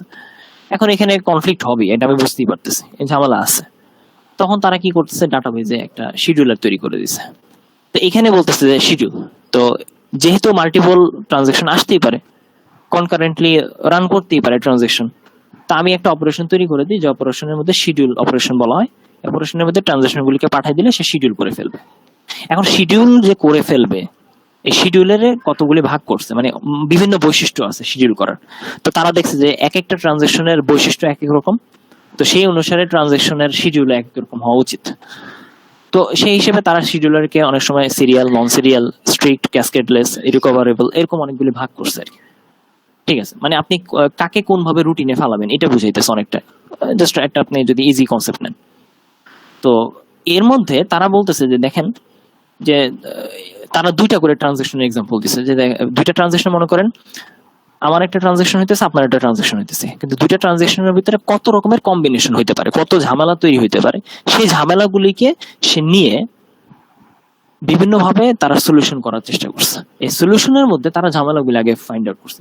প্রথমে তার আগে বুঝাই দিছে যে দেখো শিডিউলের বিষয়টা এরকম যে দুইটা ট্রানজেকশন, তিনটা ট্রানজেকশন, চারটা, যতগুলি ট্রানজেকশন হোক না কেন, আমাদের চাওয়া পাওয়া হচ্ছে যে প্রত্যেকটা ট্রানজেকশন যেন ইউনিক হয় এবং প্রত্যেকটা ট্রানজেকশন সিরিয়ালি আসে। এমন না যে একটা ট্রানজেকশনে একটু কাজ করলাম, আরেকটা ট্রানজেকশনে জাম্প করলো, আরেকটা ট্রানজেকশনে জাম্প করে আরেকটা কাজ করে ব্যাক করলো, আবারও জাম্প করলো, এরকম জানি না হয়। এরকম হইলে আসলে মানে শিডিউলার অ্যালগরিদম মেনটেন করাটা খুব টাফ। এখন আমি কি করতে পারি, হাইয়েস্ট যদি বেস্ট অপশন হচ্ছে কি যে এইভাবে এর ক্লিন ট্রানজেকশন, যে ট্রানজেকশন 1 কমপ্লিট হয়ে গেছে, তারপরে ট্রানজেকশন 2 হয়েছে। আর ট্রানজেকশন মানে কি, যে আপনি কোনো একটা অ্যাকাউন্টের টাকা রিড করছেন, ধরেন আপনার কাছে 500 টাকা আছে, এবার 500 টাকা রাইট করলেন, এবার আবার অন্য অ্যাকাউন্টের টাকাটা রিড করলেন, অনেকটা এরকম। আবার সেই অ্যাকাউন্টের টাকাটা রিড করলো, তারপরে টাকাটা আপনার অ্যাকাউন্টের টাকা রিড করলো, তারপর নিজের অ্যাকাউন্টের টাকা রাইট করলো। ধরেন এইগুলো হচ্ছে ট্রানজেকশন। এখন এই ট্রানজেকশনটা ক্লিন একটা ট্রানজেকশন, কারণ হচ্ছে প্রথমে T1টা শেষ হয়েছে, তারপর কমিট হয়ে গেল, তারপর T2টা শেষ হলো। আমার দরকার হচ্ছে এরকম টাইপের কিছু, কিন্তু আমি জানি যে আমার লাইফে এরকম হয়তো আমার কোডিং এ বা আমার ডাটাবেজে এই ধরনের কিছু নাও আসতে পারে। এখন আমি কি করব? তখন তারা বলো যে ঠিক আছে, বিভিন্ন ধরনের শিডিউল আছে, শিডিউলটা তোমরা ফলো করো। তো এর ভিতরে সিরিয়াল শিডিউল আছে। সিরিয়াল শিডিউল মিন্স হচ্ছে যেটা আমাদের দরকার, যে প্রথমে একটা ফুল ট্রানজাকশন শেষ হবে, তারপরে সেটা কমিট হবে, তারপরে নেক্সট ট্রানজাকশনটা শুরু হবে। এতে কোনো কনফ্লিক্ট হইতেছে না, খেয়াল করেন, কোনো কনফ্লিকশন নাই এখানে, কোনো ভ্যালুর সমস্যা হইতেছে না, বরং প্লেন অর্ডারে যাচ্ছে। কিন্তু মানে এইভাবে আসলে ডাটাবেস ট্রানজাকশন সবসময় হয় না। স্ট্রিক্ট শিডিউল আছে কিছু জিনিস, ক্যাসকেডলেস কিছু শিডিউল আছে। ক্যাসকেডলেস কিভাবে কাজ করে? আচ্ছা, ক্যাসকেডলেসটা আমি দেখি। যেমন ধরেন আপনার কাছে দুইটা ট্রানজাকশন আছে, টিএ আর টিবি। এখন টিবি মানে এই যে ভ্যালুটা দেখেন, টিবি ও রাইট তখনই করবে যখন টিএ রাইট করবে। তারপরে খেয়াল করেন, টিএ রিড করছে, রাইট করছে, তারপরে টিবি এই টি এর ভ্যালুটা, ফাইনাল ভ্যালুটা নিয়ে আসতে তারপরে সে রাইট করবে, রাইট করার পর তারপরে সে কমিট করে তারপরে ফাইনাল অপারেশন গুলি করবে। এখানে মিনস এটা বুঝাইতেছে এইটা যে টিভির আসলে সম্পূর্ণ ডিপেন্ডেন্সি টি এর উপর, আর কিছুই না। কিন্তু ট্রানজেকশন, প্রথম ট্রানজেকশনটা যে টিএ, এইটার যে ফাইনাল ভ্যালুটা, এটা অবশ্যই টিভির কাছে যাইতেই হবে, মাস্ট যাইতে হবে। ক্যাসকেড মানে হচ্ছে, ক্যাসকেড মিন্স বুঝেন, ক্যাসকেডিং মানে হচ্ছে জলপ্রপাত। জলপ্রপাত কিন্তু কখনো নিচে উপরে যায় না, জলপ্রপাত উপরের থেকে নিচে যেতে থাকে, এটা বুঝতে হবে আপনাকে। কিন্তু এটা ক্যাসকেডলেস। এখানে দেখেন কি হইতেছে, প্রথমে সে এক্স এর ভ্যালুটা রিড করলো, রাইট করলো, আবারও ক্যাসকেড হয়ে নিচে পড়ে গেল, টি এর ভ্যালুটা, ওই এক্স এর ভ্যালুটা টিকে দিল, টিকে দিয়ে সে রাইট করলো, করার পর আবারও গিয়ে কমিট করলো, পিছন দিকে চলে গেল। জলপ্রপাত তো পিছন দিকে যাচ্ছে না। এটা বোঝানো হয়েছে এরকম যে এইখানে টি এর ভ্যালুটা ইচ্ছা করলে এই লাইনে কমিট করে দিতে পারতো, কিন্তু কমিট করেনি। সে করলো কি, আসলে টিভি এর উপর ডিপেন্ড করে তারপরে কমিটটা করছে। এরপরে টিভি এর যা কাজ হোক এটা মনে হইছো না। কিন্তু এটাকে বলা ক্যাসকেডলেস, মানে র্যান্ডমলি জাম্প করে সে কমিট করতেছে, কিন্তু সেই জাম্পটা অবশ্যই পরবর্তী ট্রানজাকশনের উপর ডিপেন্ড করতেছে। এই যে ডিপেন্ড করতেছে, এটাকে বোঝানো হইতেছে ক্যাসকেডলেস শিডিউল। এই শিডিউলটা এইটা এক ধরনের প্রবলেম। এখন এই ধরনের প্রবলেম যখন আপনি পাবেন, তাহলে এটার জন্য একটা হয়তো সলিউশন থাকবে, ওই সলিউশনটা আপনি ইউজ করবেন। তো এই জন্য তারা বিভিন্ন ধরনের শিডিউল দেখাইছে, যে এই ধরনের শিডিউলও আসতে পারে আপনার সামনে। তো এই জন্য তারা বলছে, দেখেন, let's say we have two transaction, TA এবং টিবি। টিএ এবং টিবি দুইটা ট্রানজাকশন আছে এই শিডিউলারে। TB is going to read the value of X, read করবে X after the WX of TA. এটা যখন রাইট করা হয়ে যাবে টি এর মধ্যে এক্স এর ভ্যালু, তখনই টিভির ভ্যালুটা সে রিড করতে পারবে, এর আগে সে রিড করতে পারবে না। Finally then TV has to wait for the commit operation of transaction TA before it reads X. কিন্তু মজার বিষয় হচ্ছে যে টিভি কে, এই যে এই ট্রানজাকশনটাকে ওয়েট করতে হবে যতক্ষণ না পর্যন্ত টিএ কমিট না করে ততক্ষণ পর্যন্ত। তার মানে পুরো টিভিটা মানে এই অপারেশনটা টি এর কমিটের আগ পর্যন্ত সে ডিপেন্ড করতেছে, বসে আছে, না হওয়া পর্যন্ত সে পরবর্তী ট্রানজাকশনে যাইতেই পারতেছে না। এইটা হচ্ছে ক্যাসকেডলেস শিডিউল। এই ধরনের ইস্যুটা যখন একটা ডিপেন্ডেন্সি থাকে, কোনো একটা রাইটের উপরে কোনো একটা রিডের ডিপেন্ডেন্সিকে বলা হইতেছে ক্যাসকেডলেস শিডিউল। এখন হচ্ছে মনে করেন সহজ ভাষায় যেটাকে বোঝানো যায় এটাকে। আবার দেখেন এমনও হইতে পারে আপনার শিডিউলটা রিকভারেবল। রিকভারেবল মানে হচ্ছে যে ভ্যালুটা আপনি রিকভারি করতে পারবেন। যেমন ধরেন একটা ট্রানজাকশন আছে টিএ, প্রথমে রিড করলো, তারপর রাইট করলো, আবার এরপরে এটা করার পর জাম্প করে টিভিতে চলে গেল, সে রিড করলো, রাইট করলো, আবারও রিড করলো, তারপর কমিট হলো, তারপর কমিট হলো। খেয়াল করেন জিনিসটা কি হইতেছে। প্রথমত হচ্ছে যে TV is performing read operation on x. এই যে টিভিটা রিড করলো, এটা তখনই রিড করবে যখন টিএ রাইট করবে, কিন্তু টিএ কিন্তু কমিট করেনি ফাইনাল ভ্যালু। তার মানে হচ্ছে টিএ যেহেতু ফাইনাল ভ্যালু কমিট করেনি, তার মানে এখনো চান্স আছে যে টি এর ভ্যালু চেঞ্জ হইতে পারে। তাহলে টি এর ভ্যালু এখন কোথায় গিয়ে শেষ হবে? টিভিতে। এই দেখেন টি এর ভ্যালুটা চেঞ্জ হলো, রাইট করলো, এই ভ্যালুটা নিয়ে টিভিতে রিড করলো, রিড করে দেখলো যে ভ্যালুটা কত, তারপরে সে নিজে আবার রাইট করছে, করার পর সে স্টেবল হয়েছে যে ঠিক আছে আমি বুঝতে পারছি যে আমার আলটিমেট এক্স এর ভ্যালু কত। তারপরে সে আবার রিড করে দেখাইলো দেখো ফাইনাল ভ্যালুটা কত আসছে, রিড করছে, রিড করার পরে সে কমিট করছে। তার মানে এটাতে বোঝানো হইতেছে যে আমি যে টি এর অপারেশনটা করছি এটা আলটিমেটলি কমিট করব না, আলটিমেটলি এই ভ্যালুটা হবে না, এই ভ্যালুটা পুরোপুরি আগে টিভিতে যাবে, যাওয়ার পরে টিভির কাজগুলি শেষ করবে, শেষ করার পর যখন টিভি স্টেবল হবে তখন সে কমিট করবে। কিন্তু এখন জিনিসটা খেয়াল করেন, যদি কোনো কারণে এই টিভি অপারেশনটা কম, এইখানে দেখেন এই জায়গাটায় ধরেন রাইট করছে কিন্তু এই রিডে গিয়ে যদি অ্যাবর্ট হয়ে যেত, তাহলে কি দাঁড়াইতো ব্যাপারটা খেয়াল করেন। ধরেন এখানে গিয়ে অ্যাবর্ট হয়ে গেছে, মানে বন্ধ হয়ে গেছে, সিস্টেম ফেইলিয়ার হয়েছে, তাহলে কি হলো? আমার টি এতেও কোনো প্রবলেম নাই, টিভিতেও কোনো প্রবলেম নেই, কারণ কি দুইটাতে সেম ভ্যালু আছে। এটা বুঝাইতেছে, এটা রিকভারি করা যাইতেছে। এটাকে বলে রিকভারেবল শিডিউল, মানে দুইখানে সেম ভ্যালু আছে। আপনি ইচ্ছা করলে টিএ থেকেও ভ্যালু রিকভারি করতে পারবেন, টিভি থেকেও ভ্যালু রিকভারি করতে পারবেন, কারণ কোনো ভ্যালুই কমিট হয়নি, দুটেই রিকভারি করার মতো। কিন্তু যখন টিএটা কমিট হয়ে গেছে, তার মানে হচ্ছে টি এর ভ্যালুটা আসলে টিভির উপর ডিপেন্ড করেই কমিট হয়েছে। তার মানে হচ্ছে টিএ যা ছিল তাই টিভিতে আসছে, সেটাই কমিট হয়ে গেছে এবং সেটা আমি টিভিতে কমিট করে ফেলছি। দ্যাট মিনস টি এর ভ্যালু যা, টিভির ভ্যালু তা, দুইটাই সমান সমান ভ্যালু আমি পাইছি, মানে কনসিস্টেন্ট, এটা বুঝাইতেছে।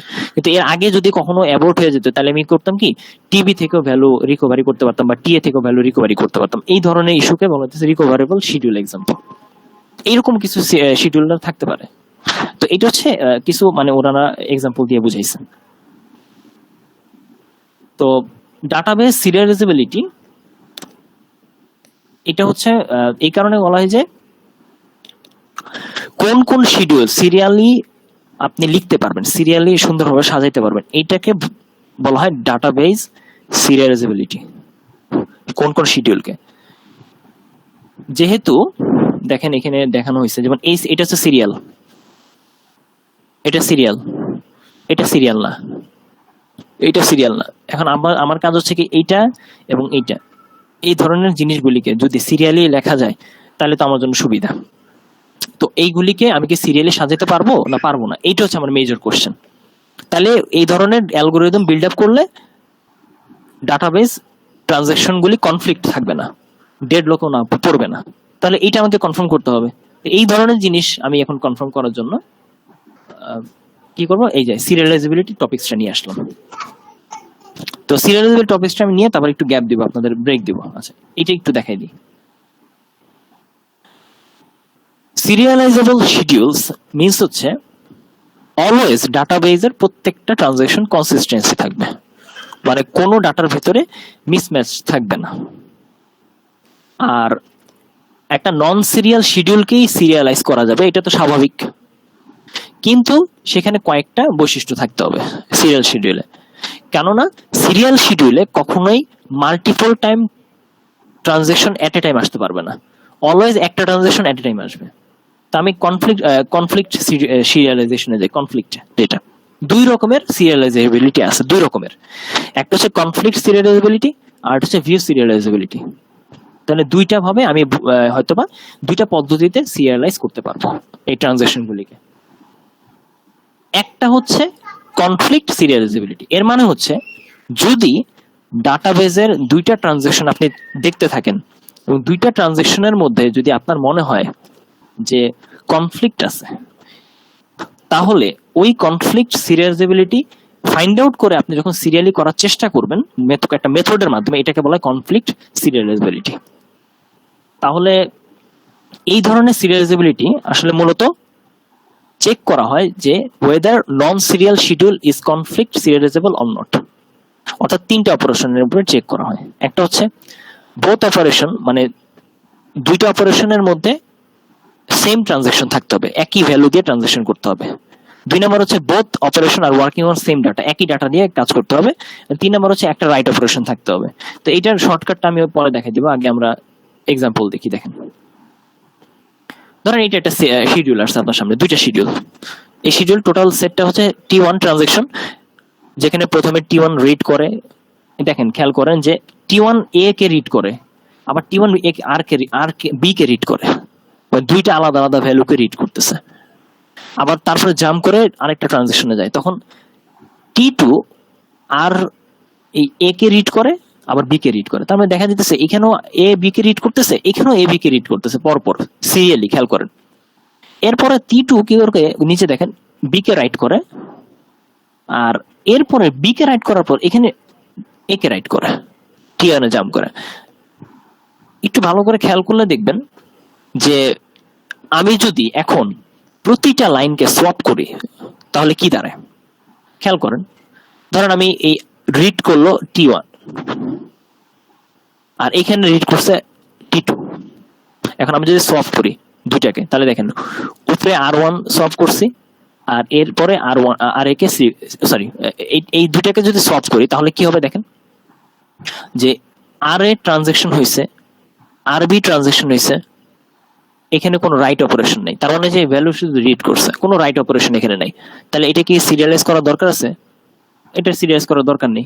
আবারও দেখেন, আর এ রাইট রিড করছে, আর বি রিড করছে, এখানে কোনো রাইট অপারেশন এখানে আসেনি মাঝখানে। তাহলে এই দুটো সিরিয়ালাইজ করার মতো কিছু নেই, ঠিক আছে? তাহলে তারপরে দেখেন, যেইটা রিড করছে সেটাই রাইট করছে, রাইট করে ফেলছে। তার মানে এখানে আসলে সিরিয়ালাইজের কিছু নাই।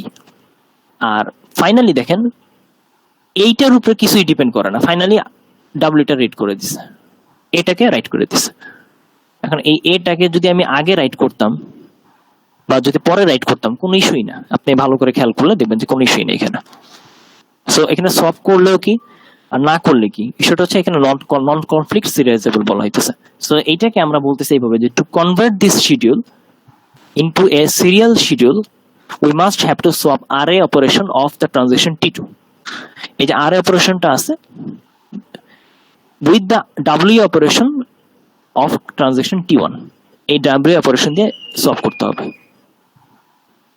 However, we cannot solve this two, আমরা এটা সলভ করতে পারতেছি না, because they are conflict operation, কারণ তারা দুইজন কনফ্লিক্ট করতেছে। Thus, we can say that this given schedule is non-conflict serializable. তার মানে এটা সিরিয়ালি লেখা যায় না, এটা বোঝাচ্ছে। মানে এটা সিরিয়াল করার দরকার নেই, করা যাবে না, এটা বোঝাচ্ছে। একইভাবে যদি আমরা এইটা নেই, এইটা দেখেন, তাহলে একটু এইটা দেখলে ক্লিয়ার হবে। ধরেন একটা ট্রানজাকশন আছে T1, সেটা প্রথমে রিড করছে, রিড করার পর কোনো চেঞ্জ হয়নি, আপনি খেয়াল করছেন। রিড থেকে পরের লাইনে জাম্প করে সে রিড করছে একে, একই ভ্যালু রিড করছে। তার মানে এখানে সিরিয়াল করলে কোনো প্রবলেম নেই, খেয়াল করেন, একই ভ্যালু রিড করছি আমি। আচ্ছা, এরপর আরেকটা ভ্যালু দেখেন, সে রাইট করছে আর বি, আরেকটা ভ্যালু রিড করছে, তাহলে এখানে একটু সিরিয়ালের একটা ব্যাপার আছে। আচ্ছা, ফাইনালি সে কি করলো, রিড করলো আর বি, রাইট করলো আর এ। এখন এইটাকে আমি কি করব, সোয়াপ করে দেখি যে আসলে চেঞ্জ হয় কিনা। সিরিয়ালি সোয়াপ করতে হবে এটাকে। সিরিয়ালি সোয়াপ করলে কি হয়, এক নম্বর হচ্ছে এই লাইনটা সোয়াপ করি,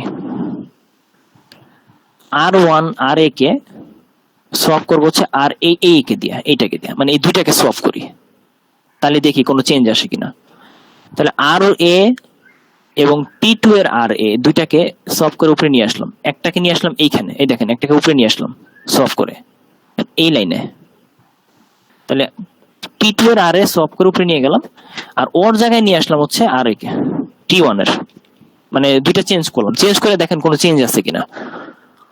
দেখলাম যে না, কোনো চেঞ্জ আসে নাই। কারণ চেঞ্জ আসে নাই কারণ কি? কারণ এখানেও যা রিড হয়েছে, রিড টু রিড, এখানেও তাই রিড হয়েছে। এখন এই সেম জিনিস T2 আগে রিড করুক আর T1 আগে রিড করুক, এটা কোনো ইস্যু না। ইস্যুটা হচ্ছে যে দুইটা সেম রিডই করছে। তাহলে দুইটা সোয়াপ করলে যদি একই রকম ভ্যালু পাওয়া যায়, সেম ভ্যালু, তাহলে সেটা সিরিয়ালাইজ করা যাচ্ছে। তাহলে এটা আমার চেঞ্জেবল, এটা বোঝাচ্ছে। এটাতে কোনো কনফ্লিক্ট হচ্ছে না এই জায়গাটা, কিন্তু আগের গুলিতে কনফ্লিক্ট হইতো। এবার দেখি আমরা পরেরটাতে যাই, ধরেন পরের লাইনটা দেখি, যেমন এই আরবি, এইটা দেখি আমরা আরবির সাথে যদি আর এটা সলভ করি, এই দেখেন এইটা, এই ভ্যালুটার সাথে যদি আমরা এই ভ্যালুটা সলভ করি, তাহলে আরবিটা উপরের লাইনে লিখে যাবো আর আর এটা নিচের লাইনে নিয়ে আসবো। দেখেন আরবিটা উপরের লাইনে নিয়ে আসলাম আর এটা উপরে নিচের লাইনে নিয়ে আসলাম। এখন দেখি ভ্যালু কি চেঞ্জ হয় কিনা। না, কোনো ভ্যালু চেঞ্জ হয় না, কারণ আরবি এর সাথে আর এর কোনো সম্পর্কই নেই, ডিফারেন্ট ভ্যালু। যেটা আমি রিড করছি, পরের ভ্যালুটা রিড করছি, আমি সেম অর্ডারে ভ্যালুটা পাবো। শুধু রিড অপারেশন, এখানে কোনো রাইট হয়নি। যেহেতু রাইট হয়নি তার মানে এখানে কোনো কনফ্লিক্ট নেই, যেহেতু রাইট অপারেশন থাকতে হবে একটা কনফ্লিক্ট হওয়ার জন্য। তাহলে এই পর্যন্ত আমি যদি সোয়াপ করি তাহলে কোনো ভ্যালু চেঞ্জ হচ্ছে না, এটা বোঝাচ্ছে। রিড টু রিডে কোনো ভ্যালু চেঞ্জ হয় না, এটা মাথায় রাখবেন। রিড টু রাইটে গিয়ে চেঞ্জ হয়, এই হলো ঝামেলা। তাহলে এই পর্যন্ত ডাটাবেসটা কোনো ট্রানজাকশন দুইটাতে কনফ্লিক্ট নেই। ফাইনালি আমার বাকি আছে, এখন দেখেন এখনো কিন্তু সিরিয়ালাইজ করা বাকি আছে, আর এক ঘর নিচে আসলে সিরিয়াল হয়ে যাবে। এখন আমি কি করব, এই WB কে আর এর সাথে সলভ করব। তাহলে WB টা উপরের দিকে নিয়ে গেলাম আর এটা নিচের দিকে নিয়ে আসলাম, সলভ করলাম। সলভ করার পরে দেখেন এই হলো আর এ আরবি WB আর আর এ আরবি WA, এই তিনটা হলো। এখন দেখেন যে প্রথমে রিড করছে একটা ভ্যালু ট্রানজাকশন 2 তে গিয়ে 500 টাকা, 500 টাকা, আর ট্রানজাকশন আরেকটা ভ্যালু ধরছেন 1000 টাকা বি। তাহলে 500 টাকাও রিড করলো, 1000 টাকাও রিড করলো, রাইট করছে 1000 টাকা, ঠিক আছে। তার মানে হচ্ছে 500 1000 1000, ওকে, এটা কমিট হয়ে গেল। তাহলে এখানে কিন্তু ডাটা ভ্যালু 500 1000 1000 আসছে। তাহলে এর ভ্যালু 500, বি এর ভ্যালু রিড করছে 1000, বি এর ভ্যালু রাইট করছে 1000। তাহলে এখানে কোনো ভ্যালু এখানে চেঞ্জ আসে না। এখন আমি দেখি পাশেরটা, যে সিরিয়ালে যে সাজাইলাম এখানে কি ভ্যালু চেঞ্জ আসছে কিনা, কনসিস্টেন্টই আছে কিনা। এর ভ্যালু এখানে কি চেঞ্জ হয়েছে দেখেন তো, এখানে কোনো এর ভ্যালু চেঞ্জ হয়েছে না, হয় নাই। এখানে এর ভ্যালু যা রিড করছে 500 500ই আছে, এখানে 500ই দেখাবে। তাহলে 500 টাকা। বি এর ভ্যালু কি চেঞ্জ হয়েছে? হ্যাঁ, এখানে এই যে বি এর ভ্যালু রিড করছে, তারপর রাইট করছে 1000 টাকা। তাহলে এখানে রিড করবে কত? 1000 টাকা, তারপর রাইট করবে এর ভ্যালু। তখন দেখেন এই যে এর ভ্যালু আগে ছিল 500, রাইটও করবে 500। তাহলে এখানেও আপনি দেখেন এর ভ্যালু 500 আসছে, বি এর ভ্যালু 1000 আসছে।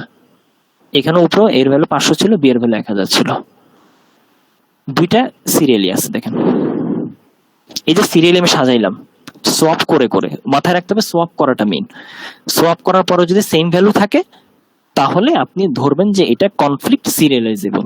দ্যাট মিনস হচ্ছে এই শিডিউলটা সিরিয়ালি সাজাইলে আমার কনফ্লিক্ট থাকবে না, এটাকে কনফ্লিক্ট সিরিয়ালাইজেবল বলা হয়। সো এটা হচ্ছে একটা এক্সাম্পল। দেখি আমার আর কোন এক্সাম্পল আছে কিনা।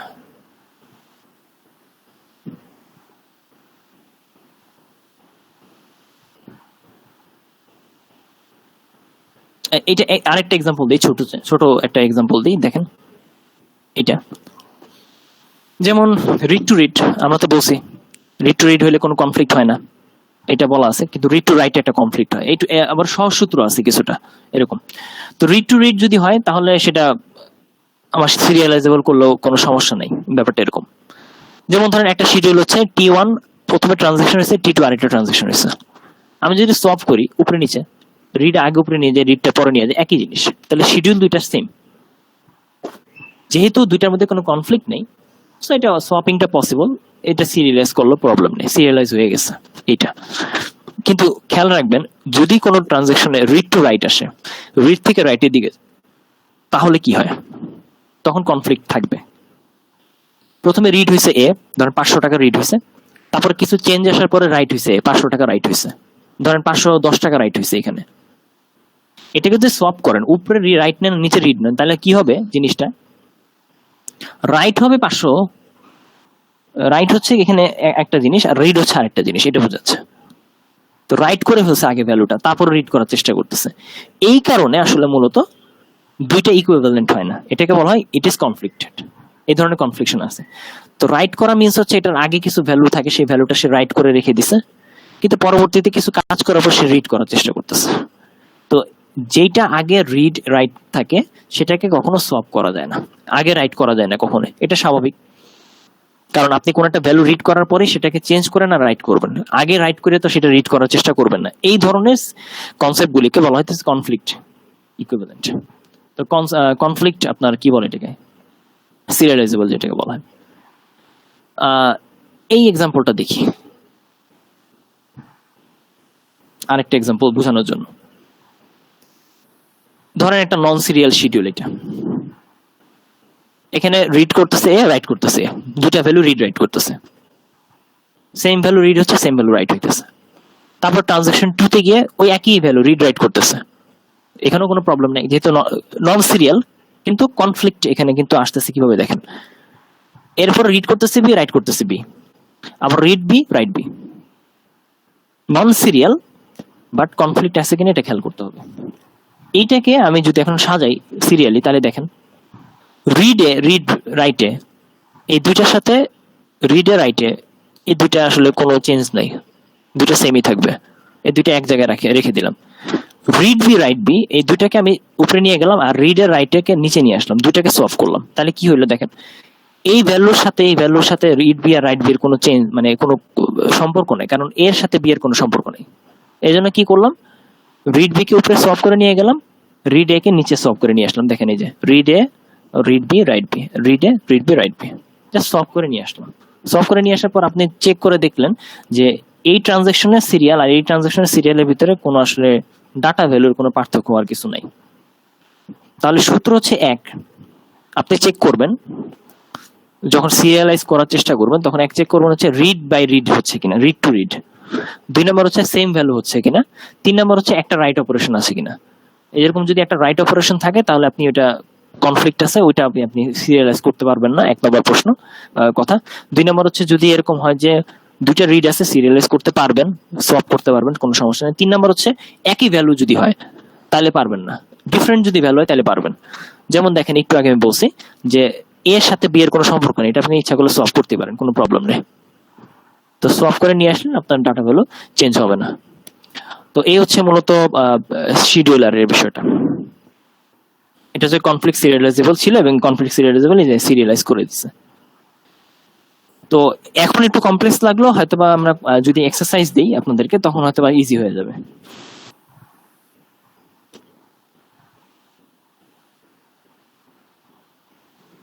সফট আরেকবার বলেন একটু, কোনটা এটাই? সফট করাটা, হ্যাঁ সফট একটু আরেকবার একটু বলেন স্যার। আচ্ছা এই পার্টটা, আচ্ছা ঠিক আছে। এই পার্টে যেটা বলা হয়েছে যে যখন কনফ্লিক্ট সিরিয়ালাইজেবিলিটি আছে তখন আমাকে দেখতে হবে যে যে ট্রানজাকশনগুলি আছে ট্রানজাকশনগুলির ভিতরে সোয়াপ করা যায় কিনা, মানে সোয়াপ করলে সেখানে ডাটা ভ্যালু কনফ্লিক্ট হয় কিনা, এটা একটা। যদি রিড টু রিড হয়, দুইটা ট্রানজাকশনের ভিতরে রিড হচ্ছে, একই ভ্যালু রিড হচ্ছে, খেয়াল রাখবেন ভ্যালু কিন্তু একই হইতে হবে।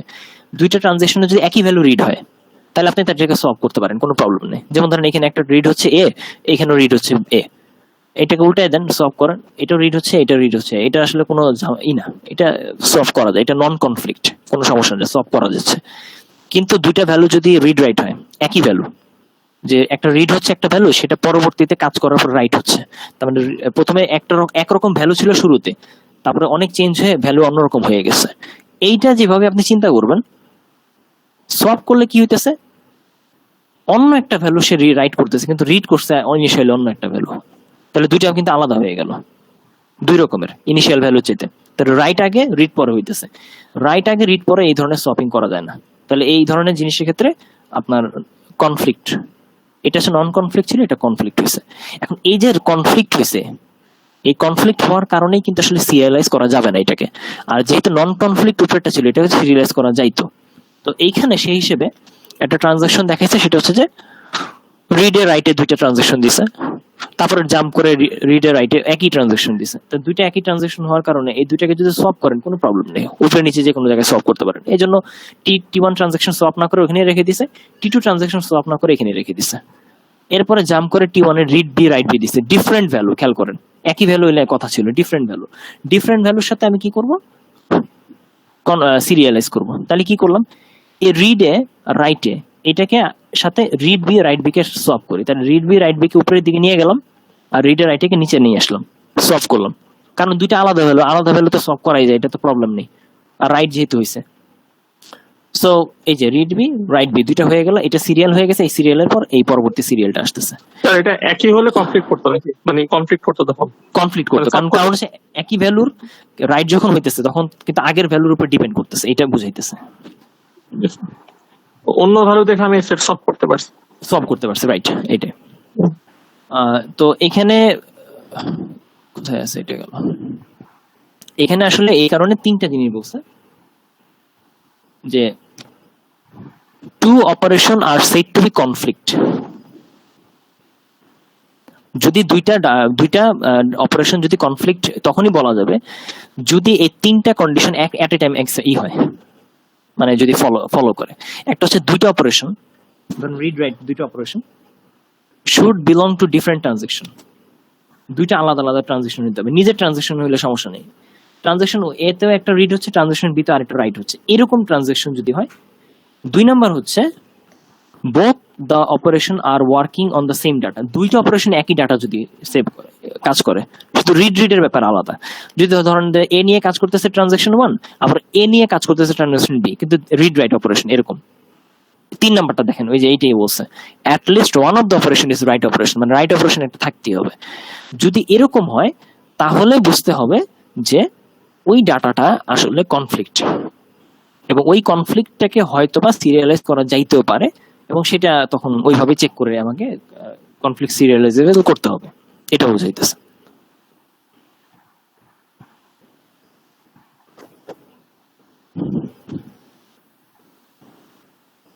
আচ্ছা, তাহলে আমরা কনফ্লিক্ট পর্যন্ত আসি, এরপর আমরা ইনশাল্লাহ ভিউটা দেখায় শেষ করব। তো ভিউটা আমরা এখন দেখাবো না, আমরা 30 মিনিটসের একটা ব্রেক দিই, দেন আমরা হয়তো 8টার দিকে আসবো ইনশাল্লাহ, ওই সময় ভিউটা দেখাই দিব।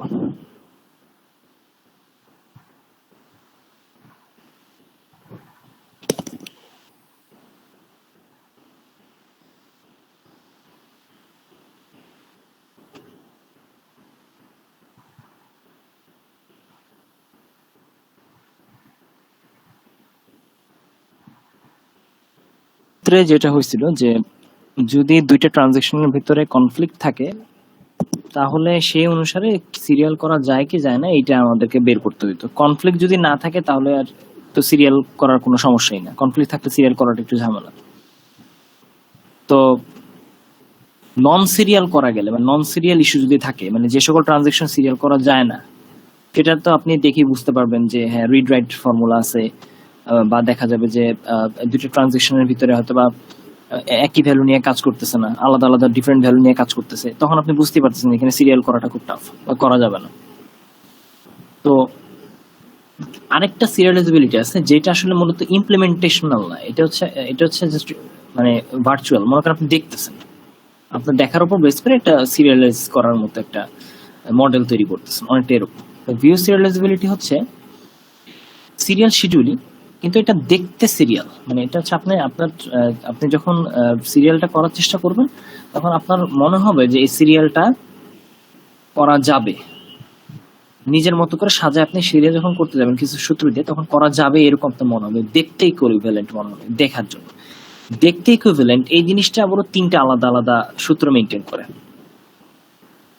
আগে যেমন কনফ্লিক্ট সিরিয়ালাইজেবিলিটির ক্ষেত্রে যেমন আমরা সিরিয়ালাইজ করার গেলে যে সোয়াপ করতাম, এখানে বিষয়টা সোয়াপ না, এখানে হচ্ছে যে যদি সিরিয়ালাইজ করা যায় আমি সিরিয়াল করে দিব, সাথে সাথে সোয়াপিং করার দরকার নেই, জাস্ট সিরিয়াল করে লিখে দিব যে এই ট্রানজাকশন এর 5টা ভ্যালু আর এই অপারেশনের 5টা অপারেশন সিরিয়ালি লেখা যাইতে পারে, আর যদি না যাইতে যাবে না। কিন্তু ভিউ সিরিয়ালাইজ করার জন্য কয়েকটা কন্ডিশন ফলো করতে হয়। এই কন্ডিশনগুলি যদি ফুলফিল করে কোনো ট্রানজাকশন, তাহলে সেটা ভিউ ইকুইভ্যালেন্ট হবে। আর ভিউ ইকুইভ্যালেন্ট হলে তাহলে তাকে আপনি সিরিয়ালি সাজায় লিখতে পারবেন, এখানে কোনো সোয়াপিং এর দরকার পড়ে না আর কি। আমরা তো আগে একটা একটা করে সোয়াপ করে করে করছিলাম, এখানে ইস্যুটা হচ্ছে যে সোয়াপ না, কিছু সূত্র মিলিত হইলে সূত্রটা মিলে গেলে ওই দুইটাকে আপনি সিরিয়ালি লিখে দিবেন। এখন সূত্র কি, যেমন ধরেন আমি আপনার যদি বলি যে দুইটা টেবিল আপনার সামনে আছে, দুইটা টেবিলের দিকে তাকায় দুইটা ডাটাগুলিকে দেখলেন, দেখার পর আপনার মনে হলো যে দুইটা ডাটার ভিতরে কিছু প্যাটার্ন আছে, প্যাটার্নগুলি একটু সাজাইলে দুইটা ডাটা আসলে একই টেবিল হিসেবে বলা যায়, একই রকম ভ্যালুর টেবিল হিসেবে বলা যায়। তখন আপনি কি করবেন, তখন চেক করবেন, সর্ট করবেন, বিভিন্ন ধরনের চেকিং করার, সর্টিং করার পর ভ্যালুগুলি কয়েকটা ম্যাচ করানোর পরে যদি মনে হয় যে দুইটা টেবিল একই রকম, তাহলে আপনি বলবেন ভিউ ইকুইভ্যালেন্ট, সমান সমান মনে হচ্ছে দুইটা টেবিলকে। কিন্তু আসলে ডাটা ভ্যালু র্যান্ডম থাকার কারণে প্রথমে দেখতে অন্যরকম মনে হইতেছিল, তো এরকম বিষয়টা। তো ডাটাবেজে যে ট্রানজাকশন গুলি আছে, ট্রানজাকশন গুলির দিকে আপনি তাকায় দেখবেন যে এক নম্বর ইনিশিয়াল রিড আছে কিনা। ইনিশিয়াল রিড যদি সেম থাকে তাহলে এটা ভিএস সিরিয়ালাইজ করা। ইনিশিয়াল রিড মিন্স হচ্ছে প্রত্যেকটা ট্রানজাকশন, দুইটা হোক তিনটা হোক চারটা হোক, একদম শুরুর একটা ট্রানজাকশন থাকে, যে ট্রানজাকশনের যে অপারেশনটা থাকে ওইটাকে রিড করাকে বলে ইনিশিয়াল রিড। শুরুর যে রিডটা সেটাকে ইনিশিয়াল রিড বলা হয়। এবং এটা যদি দুইটা শিডিউল একই রকম থাকে তাহলে তাকে ভিউ ইকুইভ্যালেন্ট বলা হয়, মানে দুইটা ভিউ আসলে একই রকম। যেমন এই দুইটা শিডিউল দেখেন, যেটা আমি দেখাইতেছি এখানে, দুইটা যদি দেখতে একই রকম হয় ইনিশিয়াল রিড, তাহলে আপনি মনে করবেন ভিউ ইকুইভ্যালেন্ট হওয়ার সম্ভাবনা আছে। তারপরে সেকেন্ডে আমরা যাব, S1 একটা শিডিউল, S2 আরেকটা শিডিউল। S1 এর মধ্যে ট্রানজাকশন একটা দুইটা আছে, S2 মানে শিডিউল 2 তে ট্রানজাকশন দুইটা আছে। দেখেন S1 শিডিউলে ট্রানজাকশন 1 এ রিড করে A, প্রথমেই ট্রানজাকশন 1 এ রিড করে, মানে শুরু রিডই হয় A দিয়ে। আর শিডিউল দেখেন 2 তে ট্রানজাকশন 1 শুরুই করেছে রিড A দিয়ে, এর আগে কোনো কিছু রিড হয়নি। যেহেতু দুইটা শিডিউলই ট্রানজাকশন দুইটার 1 শুরুই হয়েছে, ইনিশিয়াল অপারেশন শুরু হয়েছে A রিড করে, তার মানে এটা হচ্ছে ভিউ ইকুইভ্যালেন্ট হওয়ার সম্ভাবনা আছে। তার মানে দুইটা আসলে দেখতে একই রকম, এটি বুঝাইছে। তার মানে যেটা শিডিউল 1 এ দেখতেছেন ওইটা আসলে শিডিউল 2 একই জিনিস, এটা বুঝায়। তাহলে এটা একটা সূত্র দেখতে ভিউ ইকুইভ্যালেন্ট। 2 নম্বর একটা সূত্র আছে, সেটাকে বলতেছে আপডেট রিড। আপডেট রিডটা দেখেন, একটা শিডিউল S1 যেখানে তিনটা ট্রানজাকশন হইতেছে, প্রথমে রাইট হয় A, একই ভ্যালু রাইট হয় T2 তে, একই ভ্যালু রিড হয় T3 তে। তার মানে ধরেন T1 এ 500 টাকা কারো আছে, T2 তে এসে সেটা 600 টাকা হয়ে গেছে, T3 তে এসে সে 600 টাকা রিড করতেছে। এই ধরেন এটা একটা এক্সাম্পল দিলাম। S2 তে দেখেন T1 এ সে 500 টাকা রাইট করতেছে, এই 500 টাকা রাইট করা হয়ে গেছে, আচ্ছা শুরুতেই রাইট করে ফেলছে। T2 তে জাম্প করে এখন 500 টাকা না 600 টাকা এটা তো আমি জানি না, কারণ T2 তে যাওয়ার পরে ইনিশিয়াল রাইটিং যে কত আছে এটা আমি বুঝতেছি না। দেন রিডে যখন যাবে তখন আসলে কোন ভ্যালুটা রাইট করবে সেটা ডিপেন্ড করবে T2 এর উপর, মানে T2 যে ভ্যালুটা দেখাবে সেটার উপর রাইট করবে। কিন্তু মজার বিষয় হচ্ছে এখানে T2 আগে রাইট হয়েছে, প্রথমে T2 এর কাজটা হয়েছে, সে রাইট করছে ফার্স্টে, T2 এর উপর ডিপেন্ড করে T1 হয়েছে, তারপরে গিয়ে রিড হয়েছে T3 তে। তার মানে এটা কিন্তু সিরিয়ালাইজ না, এখানে হচ্ছে জাম্প করে করে ভ্যালুটা আপডেট হয়েছে। এই দুইটা ভিউ এক না, তার মানে হচ্ছে 2 3 এই দুইটা ভ্যালু, মানে S1 এর ক্ষেত্রে খেয়াল করেন যে যে ভ্যালুটা T1 এ আপডেট হয়েছে সেই ভ্যালুটাই গিয়ে T2 তে সিরিয়ালি আপডেট হয়েছে, সেই ভ্যালুটাই T3 তে গিয়ে সিরিয়ালি আপডেট হয়েছে। তিনটা ভ্যালুতে আপডেট এবং রিড একই, মানে আপডেট যেগুলি হয়েছে সেটাই ফাইনালি রিড হয়েছে, এটাই বুঝাইতেছে শর্টকাট কথায়। কিন্তু শিডিউল 2 তে এরকম হইতেছে না, শিডিউল 2 তে হচ্ছে যে ভ্যালুটা প্রথমে T2 তে আপডেট হয়েছে সেটা আবার আপডেট হয়ে গেছে T1 এ গিয়ে, আবার সেই T1 এর ভ্যালু আপডেট করছে রিড T3 তে। তার মানে দুইটা কিন্তু একরকম দেখতে না, কারণ T3 ফাইনাল যে ট্রানজাকশনটা, এই ট্রানজাকশনে কিন্তু আসলে শিডিউল 1 এ T2 এর ভ্যালুটা আপডেট ভ্যালুটা সে রিড করছে, কিন্তু শিডিউল 2 তে সে আসলে আপডেট ভ্যালুটা নিছে T1। তাহলে দুইটা কিন্তু ইকুয়াল ভিউ না, নট ভিউ ইকুয়াল।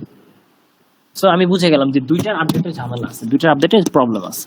তাহলে এইটাকে আপডেট রিড বলা যাবে না, এটা নট ভিউ ইকুইভ্যালেন্ট। তাহলে এইটা একটা বুঝে গেছি যে এই ধরনের ইস্যু হলে আপনি ভিউ ইকুইভ্যালেন্ট করতে পারবেন না।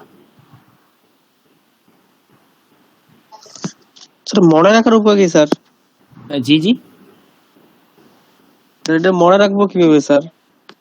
এটা মনে রাখার বিষয়টা হচ্ছে যে মানে মনে বলতে কি মানে সূত্রটা মাথায় রাখতে হবে আপনাকে। যেমন এই যে আপডেট রিড, জি, এগুলো স্যার। তো বইয়ের ভিতরে অনেক ডিটেলস সূত্র, তো আপনাকে জাস্ট এতটুকু, যেমন ওই যে কনফ্লিক্ট সিরিয়ালাইজেবলে বলে দিয়েছিলাম যে রিড রিড আর হচ্ছে রিড রাইট।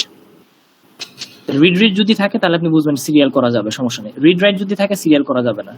তখন আপনি এটা মাথায় রেখে আপনি হয়তো একটা সূত্র মেনটেন করতেছেন। আর এখানে যেটা হইতেছে যে এরকম 1 নম্বর সূত্র হচ্ছে যে শুরুতে যেটা রিড করছে একটা শিডিউলে, পরের শিডিউলে যদি সেম রিড করে আর আগে পরে কোনো রিড অবস্থায় না থাকে, প্রথম রিড একই ভ্যালু হয়, তাহলে সেটা আসলে ভিউ ইকুইভ্যালেন্ট, দেখতে একরকম। ওকে, ঠিক আছে। সেকেন্ডটা দেখবেন যে সিরিয়ালি আগের ডাটাগুলি যে আপডেট, লাস্টের যে রিডটা, সর্বশেষ যে রিডিংটা হয়েছে একই ভ্যালু রিডিংটা, সেটা আগের ভ্যালু থেকে যে আপডেট ভ্যালুটা পেয়ে রাষ্ট্রীয় রিডিং হয়েছে ওইটার সাথে পরের শিডিউলটা যদি আগের ভ্যালুতে রাষ্ট্রীয় রিডিংটা যেটা হয়েছে ওইটা যদি সমান থাকে, তাহলে আপনি মনে করবেন যে ঠিক আছে, এটাও ভিউ ইকুইভ্যালেন্ট। যদি জাম্প করে অন্য কোনো ভ্যালুতে চলে যায় তাহলে ইকুইভ্যালেন্ট না। যেমন T1 A a value read করছে, মানে রাইট করছে, আপডেট ভ্যালুটা সে T2 তে গেছে, ওই আপডেট ভ্যালুটা সে রিড করছে, তার মানে এটা আসলে এক প্রসেসে আসছে। কিন্তু এখানে ঝামেলাটা হচ্ছে যে T2 প্রথমে কাজ করছে, তারপরে T1 কাজ করে T1 এর আপডেট ভ্যালুটা এ তে নিছে, তাহলে এটা আর ওটা একরকম ভ্যালু দিবে না, এই জন্য not view equivalent. G, sir ঝামেলা স্যার T1 আর ঝামেলা T2 T1 স্যার। T2 তে, রাইট রাইট রাইট। মানে T3 জি স্যার। মূল বিষয়টা হচ্ছে আপনি T3 খেয়াল সেম করবেন যে রিড করছে কিভাবে, ফাইনাল রিডটা কিভাবে হয়েছে এইটুকু মাথায় রাখবেন, এবং তার আগের ভ্যালু কত সে রিড করছে এটা মাথায় রাখলে বুঝবেন যে সে আসলে ইকুইভ্যালেন্ট হবে কিনা, এরকম। এগুলো আমরা একটু ছোট এক্সাম্পল দিব, মানে বড় ট্রানজাকশন দিব না এক্সাম 22 মধ্যে, কারণ 2-3টা এক্সাম্পল দিলেই কিন্তু একটু মানে হয়ে যাবে, গোলায় যাবে, এই জন্য একটা মানে অপারেশন দিলে। দেন হচ্ছে ফাইনাল রাইট। ফাইনাল রাইটটা দেখতে হবে 3 নম্বর সূত্র, যে অবশ্যই আগে যেমন ফাইনাল ইনিশিয়াল রিড ছিল একই রকম হইতে হবে, আর ফাইনাল রাইটও একই রকম হইতে হবে। ফাইনাল রাইট একই রকম হলে দুইটা ভ্যালু সমান সমান আসে। যেমন এইটা দেখি, এই সেম জিনিসটা প্রথমে রাইট করছে 500 টাকা, T2 তে গিয়ে রিড করছে 500 টাকাই, কারণ যেটা রাইট করছে ওইটাই রিড করছে। T3 তে গিয়ে মনে করে 100 টাকা বাইরে গেছে, 600 টাকা, তাহলে ফাইনাল রাইট কোনটা হয়েছে দেখেন T3, মানে এটা হচ্ছে লাস্ট এক্সিকিউটেড অপারেশন। তাহলে বুঝে গেছে যে এখানে যে ভ্যালুটা দেখতে যেরকম, এখন শিডিউল 2 তে যাই দেখি তো এটা এরকম কিনা। প্রথমে রিড করছে 500 টাকা, কারণ 500 টাকা রিড করার ছিল, তারপরে সে রাইট করছে 500 আর 600 টাকা মনে করুন রাইট করছে, ও আচ্ছা, তাই এটা হইতে পারে। এবার জাম্প করে সে রাইট করছে T3 তে লাস্টে গিয়ে, তাহলে এই সেম অপারেশন এখানে যা, সেম অপারেশন এখানে তাই, এইভাবে চিন্তা করো। তাহলে কি এটা হচ্ছে ভিউ ইকুইভ্যালেন্ট, কেননা দেখেন the final write operation in S1 schedule 1 is done by T3. T3 final write লিখছে, S2 তেও ফাইনাল রাইট লিখছে T3, তাহলে বোঝা গেল দুইটাতেই ফাইনাল রাইট যেই ভ্যালুই আসুক না কেন ফাইনাল রাইট T3 লিখছে। এই জন্য আমি বলতে পারি যে দুইটা ভিউ ইকুইভ্যালেন্ট। তাহলে সূত্র 1, শুরুর রিড 2 শিডিউল যদি একই রকম করে তাহলে ভিউ ইকুইভ্যালেন্ট। 2, আপডেট রিড, মানে যেই ভ্যালুটা অনেক আগে আপডেট হয়েছে, আপডেট হইতে হইতে হইতে ফাইনালি যে রিড করতেছে, আমি ফাইনালি যে রিডটা করতেছে আপডেট ভ্যালুটা, ওই রিডটা যদি সবগুলি শিডিউলে একই রকম রিডিং হয় তাহলে ভিউ ইকুইভ্যালেন্ট। 3 নম্বর হচ্ছে যতই কিছু হোক না কেন ফাইনাল রাইট যদি দুইটা শিডিউলে একই ট্রানজাকশন করে তাহলে সেটা ইকুইভ্যালেন্ট। তাহলে 3টা সূত্র মেনটেন করছে। এখন একটা এক্সাম্পল এখানে দিছে হয়তোবা যে কিভাবে আসলে ফাইনাল রিড রাইট করে। তো ধরেন স্যার ফাইনাল রাইটটা একটু মানে মূলত মানে ফাইনাল রাইটটা একটু বেশি দেখবো নাকি স্যার? ফাইনাল রাইটটা 3টাই দেখতে হবে আপনাকে, 3টাই হচ্ছে প্যারালালি আপনাকে চেক করতে হবে। জি স্যার। আচ্ছা, আর এখানে একটু কমপ্লেক্স একটা এক্সাম্পল দেওয়া আছে, তারপর দেখাই। এটা হচ্ছে আপনার 3টা ট্রানজাকশন দেওয়া আছে, প্রথমে রিড আছে তারপর রাইট আছে, রিড থেকে রাইটে গেছে, তার মানে যে টাকাটা রিড করছে সেটা আপডেট হয়ে রাইট হয়েছে কিছু একটা, রাইট করার পরে ওই ভ্যালুটাই আবার আপডেট হয়ে T1 এ গিয়ে রাইট করছে, আবারও আপডেট হয়েছে ভ্যালুটা, তারপর ফাইনাল রাইট হয়েছে তাহলে ফাইনাল রাইট T3 তে আছে, এটা বুঝে গেছে। এখন ভিউ ইকুইভ্যালেন্ট করার জন্য তো আমাকে এটা সিরিয়ালাইজ করতে হবে। সিরিয়ালাইজ করার মানে হচ্ছে দেখেন, এই দেখেন সিরিয়ালাইজ মিনিস হচ্ছে কি, এই টেবিলটা তো র্যান্ডম, দেখেন প্রথমে একবার ট্রানজাকশন 1 এ যায়, 2 তে আসে, আবার 1 এ যায়, আবার 3 তে আসে, এরকম। এটাকে সিরিয়াল করবে মানে হচ্ছে এইভাবে লেখা, প্রথমে ট্রানজাকশন 1 পুরোপুরি কমপ্লিট করবো, তারপরে 2 কমপ্লিট করবো, তারপর 3 কমপ্লিট করবো। কিন্তু মাথায় রাখতে হবে যে কোনো জায়গার সলভ করা যাবে না। খেয়াল করেন শুধুমাত্র আমি কি করছি, রিড এ করলাম যে ভ্যালুটা ইনিশিয়াল রিড, তার মানে ইনিশিয়াল রিড ওকে আছে। ইনিশিয়াল রিড যদি ওকে থাকে তাহলে আর কোনো জায়গায় ইনিশিয়াল রিড নাই, খেয়াল করেন কোন ট্রানজেকশনে, শুধু একটাই শিডিউল, এই শিডিউলে ইনিশিয়াল রিড আছে। ওকে, ইনিশিয়াল রিডটা এ, প্রথম ভিউ ইকুইভ্যালেন্ট হওয়ার সম্ভাবনা আছে। সেকেন্ড হচ্ছে আমি দেখবো যে এই ট্রানজেকশনে কতগুলি পসিবল শিডিউল হতে পারে, অনেকগুলো হতে পারে, এটা আমরা দেখবো, দরকার নেই। পর ট্রানজেকশন হচ্ছে রাইট, যেটা রিড করছে ওটা রাইট হচ্ছে, কিন্তু রিড রাইটে যাবো না, যাবো রাইট রিডে। রাইট আর রিড এখানে নাই, কোনো সমস্যা নেই, তাহলে এখানে আসলে ভিউ ইকুইভ্যালেন্ট হতে পারে, কোনো সমস্যা নেই। আচ্ছা, তাহলে কারণ এখানে রাইট করার পর কোনো রিড নেই, দেখছেন, খেয়াল করছেন? কারণ রাইট করার পর যদি রিড হইতো তাহলে আমি মনে করতাম যে লাস্টে একটা রিড হয়েছে আপডেট ভ্যালু, তাহলে সেটা নিশ্চয়ই ভিউ ইকুইভ্যালেন্ট নাও হতে পারে, কিন্তু এখানে রাইট আছে কিন্তু রিড আর নাই, তাহলে এখানে ভিউ ইকুইভ্যালেন্ট এমনি হবে, কোনো প্রবলেম নেই। 3 নম্বর হচ্ছে ফাইনাল রাইট। ফাইনাল রাইট কে করছে? সবকিছু সিরিয়ালি দেখছি, ফাইনাল রাইট T3 করছে, হইতে পারে ভিউ ইকুইভ্যালেন্ট। তখন আমি কি করব, আরেকটা শিডিউল তৈরি করব, ওইটাকে শিডিউল তৈরি করে আমি করব কি, আমি কোনো চিন্তা করব না, আপনি কোনো এক্সট্রা চিন্তা করবেন না, খালি সিরিয়ালি বসাই দিবেন। সিরিয়ালি কি বসাইবেন, প্রথমে রিড এ, তারপরে পরে লাইনে লিখবেন রাইটে, তারপরে লাইনে লিখবেন রাইটে, তারপরে লাইনে লিখবেন হচ্ছে রাইটে, এইভাবে লিখে দিবেন। এখানে কিন্তু কোনো সোয়াপিং এর কাজ নেই, আপনি শুধু সিরিয়ালি বসাই দিচ্ছেন। দেখেন এই যে সিরিয়ালি আমি বসাই দিলাম, ব্লাইন্ডলি চোখ বন্ধ করে বসাই দিছি, যে প্রথমে রিড করলাম, তারপর রাইট করলাম, তারপরে লাইনে রাইট করলাম, তারপরে লাইনে রাইট করলাম, সিরিয়ালি বসাই দিলাম। বসাই দিয়ে এখন আমি চেক করি, দেখেন একটু চেক করি, দেখি তো হয় কিনা। প্রথম চেকিং, এই শিডিউল, এটি একটু কাইটা নেই, তাহলে বুঝা যাবে, পাশাপাশি রাখি।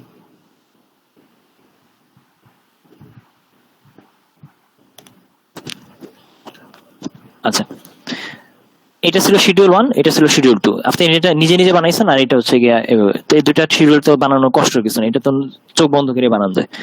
এই শিডিউল এই শিডিউল চেক করি, দুইটা যদি কম্পেয়ার করি। এক নাম্বার শিডিউলের প্রথমে রিড হয়েছে কি এ, এই 2 নাম্বার শিডিউলের প্রথমে রিড হয়েছে এ, দুইটার ইনিশিয়াল রিড সমান, ওকে ডান, 1 নাম্বার সূত্র প্রমাণিত।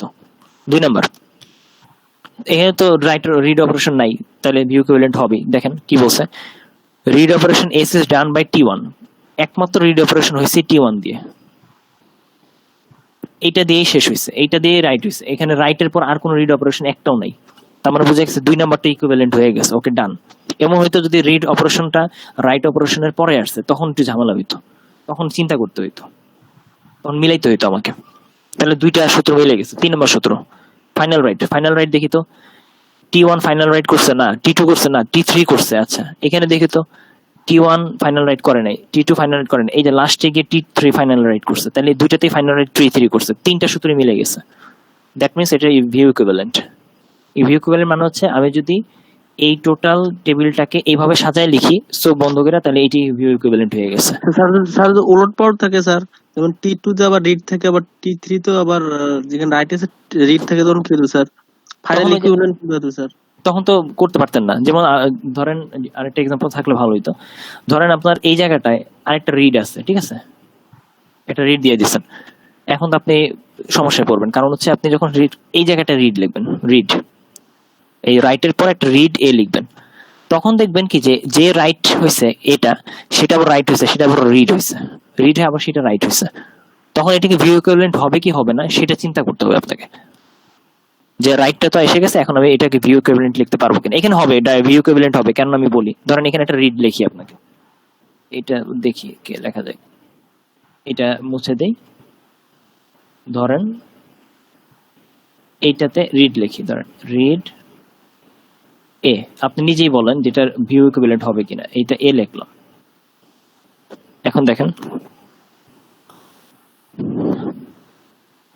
যদিও এই লাইনে হবে না, এটা আরেকটা লাইন লাগবে আসলে, ধরেন এইটাতে রিড লিখে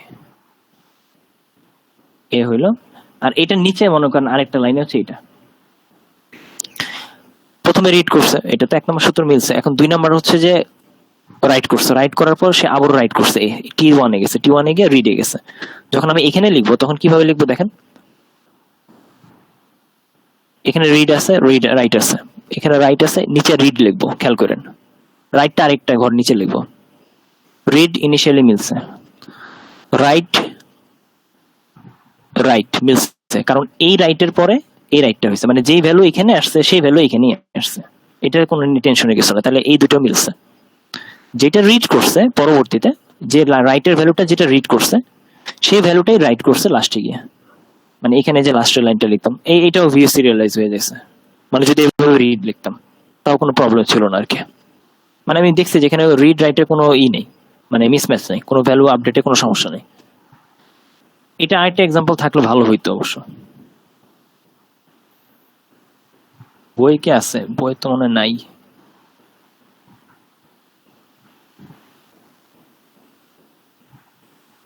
স্যার পরীক্ষা কেমন আসবে স্যার? পরীক্ষা আমরা হয়তো এরকম একটা ট্রানজাকশন, এই যে এরকম, যেমন ধরেন ওখানে এবিসি ছিল না, এবিসি দিয়েও দিতে পারি, হয়তো ছোট ছোট ট্রানজাকশন দিয়ে এরকম একটা ট্রানজাকশন দিয়ে বলবো যে এটা ভিউ সিরিয়ালাইজ ছোট একটা তৈরি করেন, অথবা আপনার এটা সিরিয়ালাইজেবল কি না সেটা আইডেন্টিফাই করেন, অনেকটা এরকম।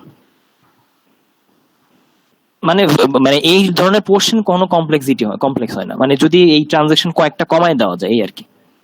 আচ্ছা একটা দেখাই দিই, মানে কোশ্চেন দেখেন, কোশ্চেন টাইপের একটা জিনিস দেখেন আপনাকে, যেমন সিরিয়ালাইজেবিলিটি কনফ্লিক্টের একটা প্রশ্ন, এটা অনেক ভাবে সলভ করা যায়। যেমন আমি এই যে এটা একটা সলভের একটা, এটা হচ্ছে ডিটেল সলভিং।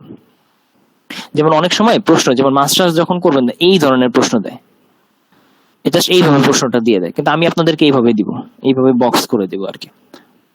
একটা শিডিউলার দেওয়া আছে, যে শিডিউলারের মধ্যে অপারেশন কিভাবে হচ্ছে সেটা দেওয়া আছে, বলছে যে এটা কি কনফ্লিক্ট সিরিয়ালাইজেবল, যদি হয় সেটা প্রমাণ করো, শুধু প্রমাণ করতে বলছে, আর কিচ্ছু না এটা। তো দেখেন এই বক্সটাতে কি বলছে, দুইটা ট্রানজাকশন দেওয়া আছে, দুইটা ট্রানজাকশনের ভিতরে 6টা অপারেশন আছে, 6টা না আসলে মূলত 5টা। প্রথমে T1 রিড করছে, পরে T2 ওইটাই রাইট করছে, ওইটাই আবার রিড করছে T1, ওইটাই রাইট করছে T1, কমিট করছে, কমিট করার পর 6 নাম্বার লাইনে হবে এইটা, ওই T2 6 নাম্বার লাইনে হবে, কমিট করছে। তাহলে 6টা অপারেশন দেওয়া আছে। এখন কনফ্লিক্ট সিরিয়ালাইজেবিলিটি আনার জন্য আমি কি করব দেখেন, ইচ্ছা করলে একটা লুপ, মানে স্টেট ডায়াগ্রাম তৈরি করতে পারি। যেমন T1 আর T2 দুইটা ড্রয়িং করলাম, দুইটা ট্রানজাকশন। এক নাম্বার হচ্ছে T2, এক নাম্বার অপারেশন হচ্ছে T1 রিড করে, T2 রাইট করে, সে সেম জিনিসটা। তার মানে বোঝাচ্ছে T2 সেই জিনিসটা রাইট করে যেই জিনিসটা আসলে T1 রিড করে, সেটা মানে T1 একটা ভ্যালু নেয়, রিড করে T2 কে পাস করে দেয়, সে রাইট করে। তার মানে বোঝা গেল আসলে মূলত T1 থেকে T2 এর দিকে ভ্যালুটা পাস হয়, এটা বোঝায় আসলে। তাহলে আমি একটা অ্যারো দিলাম, দেখছেন, এটা বোঝাচ্ছে যে আসলে T2 T1 এর উপর ডিপেন্ড করে, এটা তো বোঝাই দিতেছে ট্রানজাকশন দেখলে। তাহলে 1 আর 2 এর ভিতরে একটা সম্পর্ক আমি পাইছি। এখন 2 আর 3 দেখেন, T2 যেই ভ্যালুটা রাইট করতেছে সেটা আবার T3 পাস করে নিতেছে, তার মানে বোঝা গেল কি যে T2 যে ভ্যালুটা রাইট করে সেটা আবার T1 কে দিয়ে T1 রিড করতেছে, এটাই বুঝাইতেছে, মানে 2 আর 3 এর ভিতরে সম্পর্ক। তো মজার বিষয় হচ্ছে যে দুইটা একটা সাইকেল হয়ে গেছে। যদি কোনো একটা গ্রাফে এরকম সাইকেল থাকে তাহলে সেটাকে কখনোই can not be conflict serializable, মানে এটাকে সিরিয়ালাইজ করা যাবে না। তার মানে এটার কনফ্লিক্ট আছে, একটা আরেকটার উপর ডিপেন্ডেন্ট। দেখছেন বিষয়টা? এটা হচ্ছে শর্টকাট সূত্র আর কি অনেকটা। সো এটা সিরিয়ালাইজ করা যাবে না। আপনি বলে দিবেন যে এই যেহেতু এটাতে একটা সাইকেল আছে, তার মানে একটা আরেকটার উপর ডিপেন্ডেন্ট, এই ডিপেন্ডেন্সিটার কারণে হচ্ছে সিরিয়ালাইজ করতে পারবেন না। সিরিয়ালাইজ করলে তো ঝামেলা, তো বলে দিচ্ছেন আপনি সিম্পলি। এই হচ্ছে আপনার সিরিয়ালাইজেবিলিটি। আর কোনো আছে কিনা দেখি এরকম।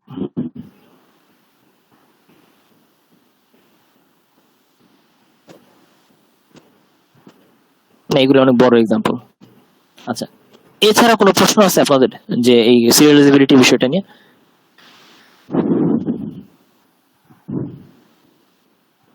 এরকম সাইকেল যদি না পাই তাহলে কি মানে সিরিয়াল তখন সিরিয়ালাইজেবল, ইয়েস সিরিয়ালাইজেবল। কোন সাইকেল না পেলে সিরিয়ালাইজেবল বলে দিবেন এটা। আর হচ্ছে এখানে সব হচ্ছে থিওরিটিক্যাল টাইপের, এখান থেকে পড়তে পারেন অবশ্য, কিন্তু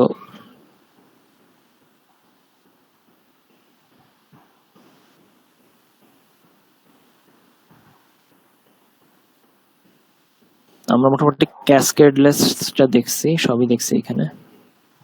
আচ্ছা, এখানে আর তেমন কিছু নাই পড়ানোর।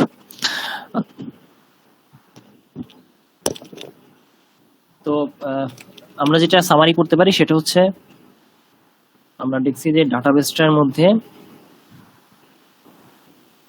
ট্রানজেকশন বলতে একটা ইস্যু আছে, যেটা লজিক্যাল আর কি ইউনিট। ট্রানজেকশন গুলিকে সুন্দরভাবে সিরিয়ালি সাজায় যদি এক্সিকিউট করা যায়, তাহলে সেটার ভিতরে কোনো কনফ্লিক্ট থাকে না, বরং দেখা যায় যে কোনো ভ্যালু মানে ইনকনসিস্টেন্সি থাকে না, ডিউরেবিলিটি থাকে, আইসোলেশন করা যায়, এই সুবিধা হয়। কিন্তু সমস্যা হচ্ছে যে আমাদের অপারেটিং সিস্টেম যেহেতু মাল্টি থ্রেড ইউজ করে বা বিভিন্ন ধরনের মেথড এবং টেকনোলজি ইউজ করে, এবং যেহেতু আমাদের রিসোর্সগুলি সর্বোচ্চ পরিমাণ ইউজ করতে হয়, এই জন্য বিভিন্ন টাইম শেয়ারিং, হাবিজাবি, হ্যান অনেক ধরনের আপনার মেথড এবং টেকনোলজিক্যাল যে প্রসেস এগুলি ইউজ করার কারণে রিসোর্সের বেস্ট ইউসেজের জন্য সিরিয়াল ওয়েতে ডাটাবেজে ট্রানজেকশন করা কখনোই পসিবল না। আর হইলেও এটা আসলে ভালো বুদ্ধি না। এই জন্য ডাটাবেজে must be concurrent at a time অনেকগুলি ট্রানজেকশন আসবে, এটা স্বাভাবিক। এখন সমস্যা হচ্ছে যে অনেকগুলি ট্রানজেকশন আসলে তখন সেটার মধ্যে ডেডলক পড়ার সম্ভাবনা আছে, বা সেটার মধ্যে কনফ্লিক্ট হওয়ার সম্ভাবনা আছে, সিস্টেম ফেলিয়ার হওয়ার সম্ভাবনা আছে। এগুলিকে মানে এসিড রুলস এর মধ্যে নাও পড়ার সম্ভাবনা থাকতে পারে। তখন এগুলিকে হ্যান্ডেল করার জন্য আমরা একটা শিডিউলার তৈরি করি। তো শিডিউলারের ভিতরে আমরা বলে দিচ্ছি যে ট্রানজেকশন গুলি আসবে, তোমরা ট্রানজেকশন গুলিকে দেখবা, দেখার পরে কি টাইপের ট্রানজেকশন ওটা একটু আইডেন্টিফাই করার চেষ্টা করবো। সেই অনুসারে তোমরা সিরিয়াল, নন সিরিয়াল, স্ট্রেট, ক্যাসকেডলেস, রিকভারেবল এই ধরনের শিডিউল গুলিতে তোমরা ফালাবা। তখন তোমরা দেখবা যে আসলে যে ফাইনাল যে শিডিউলটা তৈরি হচ্ছে ট্রানজেকশন গুলি, সেটা দিয়ে ভালো আউটপুট আসে কিনা। তো এর মধ্যে আমরা সিরিয়াল শিডিউল দেখছি, সিরিয়াল শিডিউল সবচেয়ে বেস্ট, কিন্তু এটা তো সবসময় হবে না। এরপর ক্যাসকেডলেস দেখছি। ক্যাসকেডলেস মানে হচ্ছে এমন শিডিউল যেটা রিড রাইট অপারেশন করতেছে হচ্ছে জাম্প করে করে।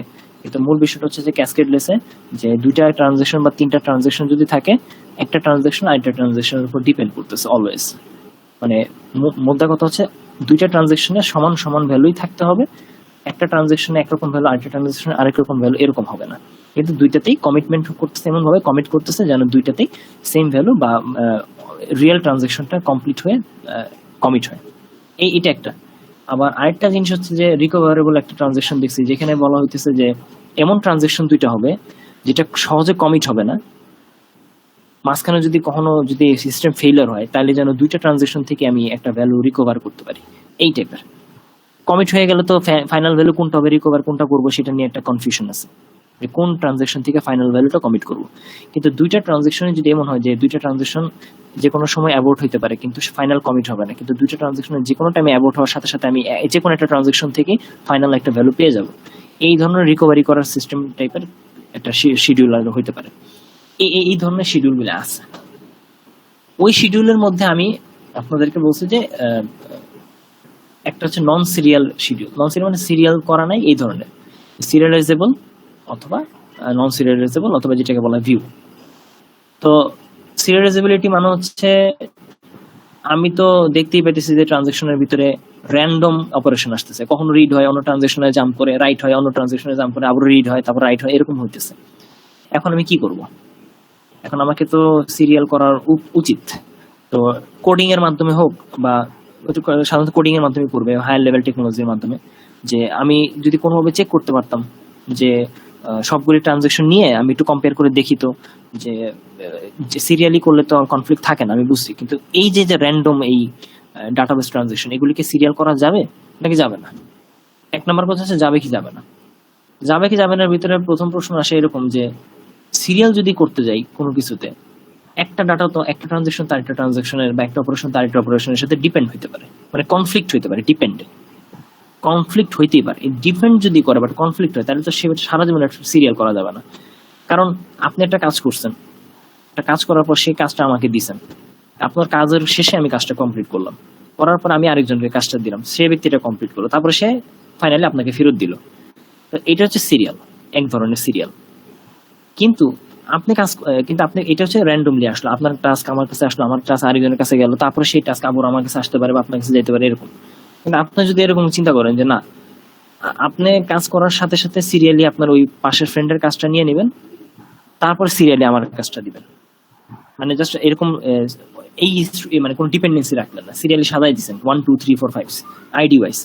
তখন যেটা হবে কি, যে কাজটা মিলবে না, কারণ যেই লাইনে আপনার পরে আমার লেখার কথা সেই লাইনে আরেকজন লিখে ফেলছে। তো এইটা তো কনফ্লিক্ট হয়ে গেল। তাহলে দুই ধরনের টাইপের আসলে, একটা হচ্ছে কনফ্লিক্ট আছে কিনা এটা দেখতে হবে সিরিয়ালাইজেবিলিটির ক্ষেত্রে, আর আরেকটা হচ্ছে অনেক সময় এত কনফ্লিক্ট দেখার কোনো ওয়ে নেই, এত কনফ্লিক্ট দেখতে অনেক টাইম লাগে।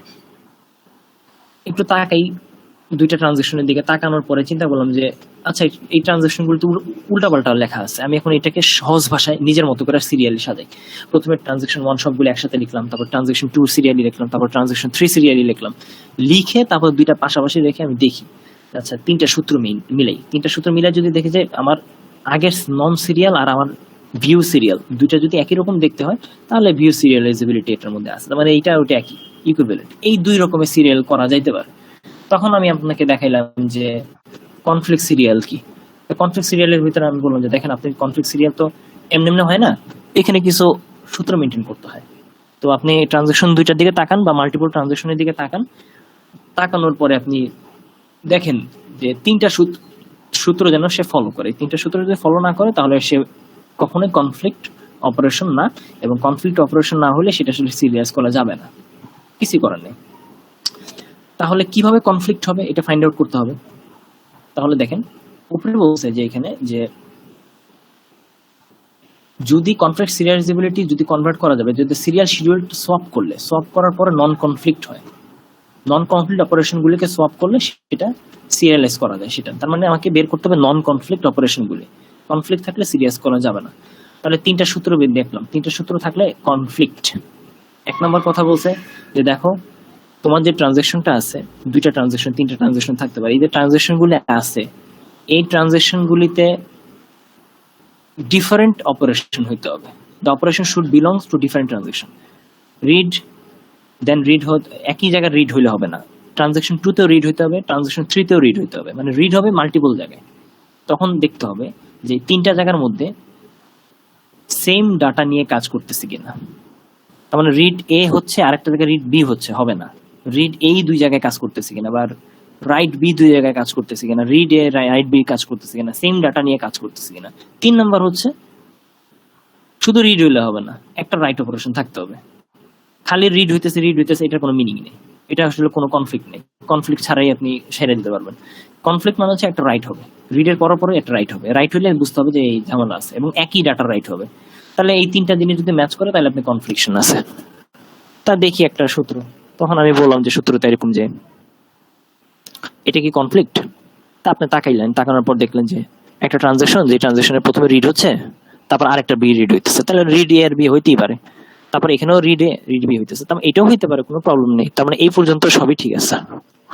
এখন এগুলো সলভ করেন তাহলে কি হবে দেখেন, আর এ আর বি এই দুইটাকে যদি আর এ আর বি দিয়ে সলভ করেন কোনো প্রবলেম নেই এই পর্যন্ত, কারণ দুইটা আসলে রিডই হইতেছে। কিন্তু সমস্যা হচ্ছে যে ডাব্লিউ বি নিয়ে, কারণ যেই ভ্যালুটা রিড বি করতেছে সেটা সলভ করার পর রাইট মানে ডাব্লিউ বি আসতেছে, ফাইনাল যে রিডটা আছে সেটা এখানে গিয়ে সিরিয়াল হইতে পারবে না। কারণ হচ্ছে যদি এই অপারেশনটা ডাব্লিউ এটা যদি সিরিয়ালি উপরে এই লাইনের নিচে লেখা হয়, এই লাইনটার নিচে লেখা হয়, তাহলে কি হবে, প্রথমে রিড করবে এ, তারপর রিড করবে বি, তারপর রাইট করে ফেলবে এটা রাইট করে সে ফিক্সড করে ফেলছে। তারপর ওই রাইটের উপর ডিপেন্ড করে টি এর কাজ করতেছে, কিন্তু এখানে তো সেটা হওয়ার কথা না, কারণ এখানে তো টি ইন্ডিপেন্ডেন্ট, টি তো কারো উপরে ডিপেন্ড করে কাজ করতেছে না, টি কাজ করতেছে T1 এর ইনিশিয়াল রিডের পর। তাহলে দেখেন বোঝা গেল যে এটা কনফ্লিক্ট সিরিয়ালাইজেবল না, নট কনফ্লিক্ট সিরিয়ালাইজেবল, এটা সিরিয়ালাইজ করা যাবে না, কারণ এটা সলভ করতে পারবো না। অপারেশন কনফ্লিক্ট হচ্ছে কমপ্লিট। এই দেখেন খেয়াল করেন, we must have to swap R A operation of transaction 2, মানে এই আর এ অপারেশনটা সোয়াপ করতে হবে T2 এর ডাব্লিউ অপারেশনের সাথে, এই অপারেশনের সাথে। তাহলে এই অপারেশনটা উপরে নিয়ে যেতে হবে, আর এই আর এ অপারেশনটা ঘরটা নিচে নিয়ে আসতে হবে। এই হচ্ছে কাজ, এই হচ্ছে কনফ্লিক্ট অপারেশন সোয়াপিংটা। তাই দেখেন ডাব্লিউ যদি উপরে নিয়ে যাই তাহলে রাইট হয়ে গেছে আগে, কিন্তু রাইট তো আগে করা যাবে না, কারণ খেয়াল করেন রাইট তখনই হবে যখন এই ট্রানজেকশনের রিড, এই ট্রানজেকশনের রিড, এই ট্রানজেকশনের রাইট সবকিছু কমপ্লিট করার পর লাস্টে গিয়ে আপডেট ভ্যালুটা রাইট হবে হচ্ছে এর। তাহলে এটা সিরিয়াল করা যাচ্ছে না, কারণ একটা রাইট অপারেশন আছে এবং একই ভ্যালু রাইট অপারেশন, দেখছেন এটা বোঝাচ্ছে। তাহলে এই জায়গাটা নন কনফ্লিক্ট সিরিয়ালাইজেবল। আর যদি এইটা দেখি,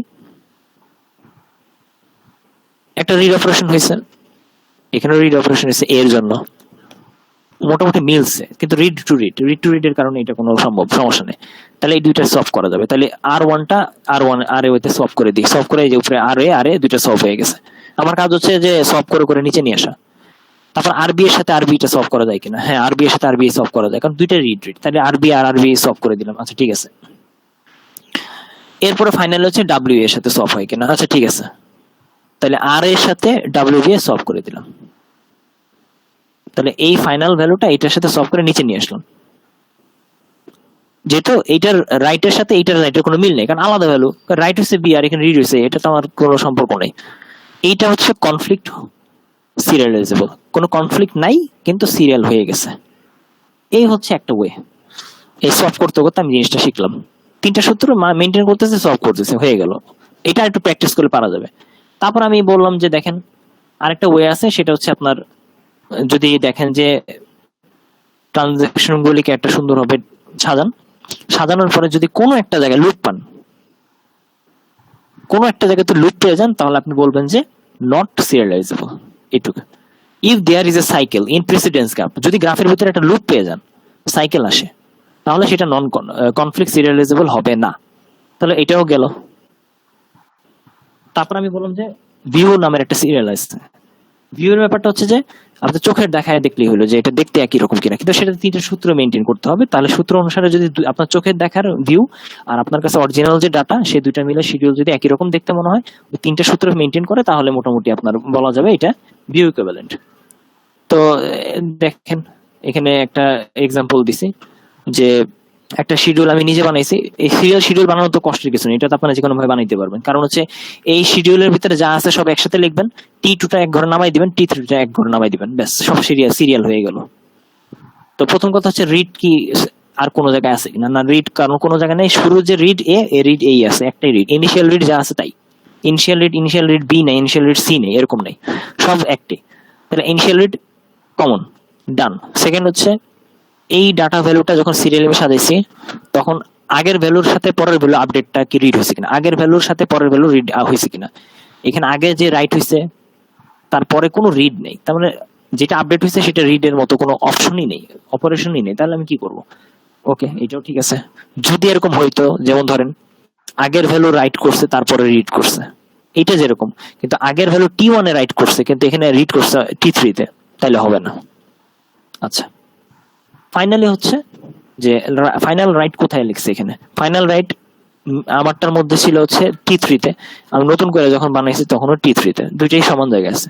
ঠিক আছে, তাহলে দুইটা সেমই দেখতে মনে হইতেছে, সূত্র মিলছে, তাহলে এই দুইটা হলো ভিউ সিরিয়ালাইজেবল। এই হচ্ছে সিরিয়ালাইজেবলের মূল সূত্র।